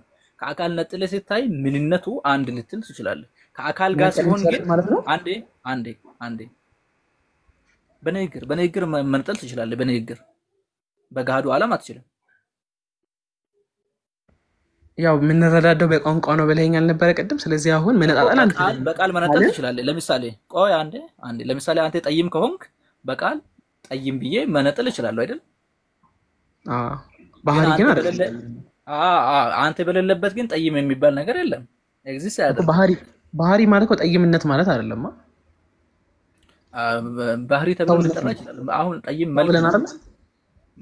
መልክ ሰው አንድ ባህሪ ያለው ብለን የለ። ስለዚህ አሁን በቀድሞ ምሳሌ አይ በደንብ ተረድቼ በቃ አሁን እንደዚህ እናድርገው። አሁን እንደዚህ እየተጓተተ ምናምን ስለሚሄድ በቃ ችግር የለም። ይሄንን ከዚህ እንውጣና አንተ ጥያቄን ጠይቅ አይሻልም? እሺ ችግር የለም። ያው ስለ ስላሴ ስለሆነ እሱን ነው ማውራት የነበረው። ለዛ ሁለት ጥያቄ ያለኝ ያልክ እኔም ሊወጣ ስለሆነ እሺ ቀጥል። እሺ አይ ጊዜ ነው ስለ በቃ ጥሩ ውይይት ነበር። ያው ጥያቄዎቹን ቅድም ስላነሳነው ስላወራንባቸው ግን ያው እዚህ ከታችም ያሉ እንደ ማጠቃለያ ከታችም ያላችሁ እናንተም ቅድም ያወራንበት ነገር እንደ ምሳሌ ሰሩትና 10 ሰው ሲኖር 10ን ሰዎች ስንት ሰው አለ ካልን 10 ሰው የምንለው አካል እየቆጠርን ነው። ምን ነገሮች አሉ ስንል አንድ ነገር ነው ያለው። ያ ደግሞ ባህሪ እየቆጠርን ነው። ስለዚህ ባህሪና አካል ለብቻ ይቆጠራሉ። ለዛ ነው አንድ ባህሪ ግን 3 መለኮት ስንል ስለ ስላሴም ሲመጣ እዛ ጋር ነው እና ምሳሌ ይሄ ነው። እሺ አመሰግናለሁ። እናመሰግናለን። ባህሪ ከአካል ስለማይነጠል ስትቆጥር ለብቻ ነጥለህ አታስቀምጠውም፣ አንድ ላይ ነው። ለምሳሌ 8 ቢሊዮን ሰው አለ ስንል ሰው የሚለው አብሮ ነው የተቆጠረው። 8 ቢሊዮን ምንድነው ብለን ገልብጠን ስናወራው ምን አልከኝ? ምንነት 8 ቢሊዮን ነገሮች አሉ እንላለን። አንድ ሰው ያለበት ነገር ውስጥ 8 ቢሊዮን ነገሮች አሉ ማለት እንችላለን። ምን ነገሮች አሉ ስንል በንግግር ደረጃ ከአካል ነጥለህ ስታወራ አንድ ምንነት ትለዋለህ። አንድ ምንነት እንለዋለን። አካል ካነሳን አካል ጋር ሲታስብ ይቆጠራል። አይ የሚነጠሉ ነገሮች እኮ አይደሉም። አካል ከምንነት አይነጠልም ብለን ቅድም በመዝገበ ቃላት አስተገረ በንግግር አንድ ነገር እኮ የማይነጠለው በንግግር ደረጃ ነጥለህ ማውራት ትችላለህ። በንግግር ደረጃ አይ አሁንም እኮ አልነጠልነውም። ግን ያው ጥያቄያችን ስለ አካል ሊሆን ይችላል ተለይቶ ለመቆጠር ስለሚችሉ ጥያቄያችን ስለ አካልም ስለ ባህሪ ምን ስትል ለምሳሌ ከአካል ነጥለ ምን ስትል ነጥለሃል? አዎ ማለት ነጥላ ሳይሆን እየጠየቅን ያለ ነው ስለ ባህሪ ነው። ማን ስንል ደግሞ እየጠየቅን ያለ ነው ስለ ምንነት ማን ነው ስለ አካል ነው። ስለዚህ ለዛ ነው ጥያቄው ኖ አንዴ በቃ ጨርሰህ ነበር መሰለኝ እኮ እኔ እንትን ድምዳሜ ላይ ሲመጣ ገባህብኝ አሁንም። አይ ስላልተመለሰልኝ ብዬ ነው። ይቅርታ። አረ ስንት ጊዜ ነው የተመላለስ ነው ሂከን። ኦኬ እሺ አሁን እንደምንድነው በምንድነው የምንደመድመው? ባህሪ የሚባለው ነገር በራሱ ከአካል ተለይቶ ኤግዚስተንስ ያለው ነገር አይደለም። ይሄ እኔም ሂከን የምንስማማበት ነገር ነው። የማይነጠል ከሆነ አካል ሲቆጠር አብሮ ነው የሚቆጠረው። ለዛ ነው 8 ቢሊየን ሰው አለ ብለን መናገር የቻልነው አብሮ ስለሚቆጠር ነው። 8 ቢሊየን ምን ብለን ገልብጠን ጥያቄ ስናነሳ ምን ተብሎ ይመለሳል? 8 ቢሊየን ሰው እንላለን። ስለዚህ ባህሪ ከአካል ጋር አብሮ አይቆጠርም ማለት ትክክል አይደለም። ለዛ ነው ለምሳሌ ስንት አካል አለ ስንል አካሉ ባህሪ ከሌለው አካሉ ራሱ እኮ የለም። አካል ያለ ባህሪ ስለማይቆም ሁለቱ አንድ ላይ ምንድነው ባህሪ የሚባለው የአካል መሰረት ነው። አካል የሚባለው ደግሞ የባህሪ መገለጫ ነው። ባህሪ የሚገለጥበት አንድ አካል፣ ሁለት አካል፣ ሶስት አካል ብለን የምንገልጥበት ነውና ስለዚህ እነዚህ ነገሮች ስለማይነጣጠሉ ሲቆጠሩም አብሮ ነው የሚቆጠሩ፣ ከተውናቸውም አብሮ ነው የምንተዋቸው። ስንት አካል በኤግዛምፕሉ እሱን ታስረዳኛለህ? በኤግዛምፕሉ እሱ ትንሽ ግራስ እንዳይገባኝ ቅድም ባለው ማለት ነው። ቅድም አሁን ስጠይቅህ 10 ሰው አልከኝ። 10 ሰው እሺ ምን ነገሮች አሉ ስል ደግሞ አይ አንድ ነገር ነው ያለው አልከኝ። አሁን እዚህ ጋር እየቆጠርን ያለ ነው ምንድነው? በዚህ ኤግዛምፕል ማለት ነው። ከዚህ ኤግዛምፕል ሳንወጣ ከአካል ጋር ሲመጣ ይቆጠራል።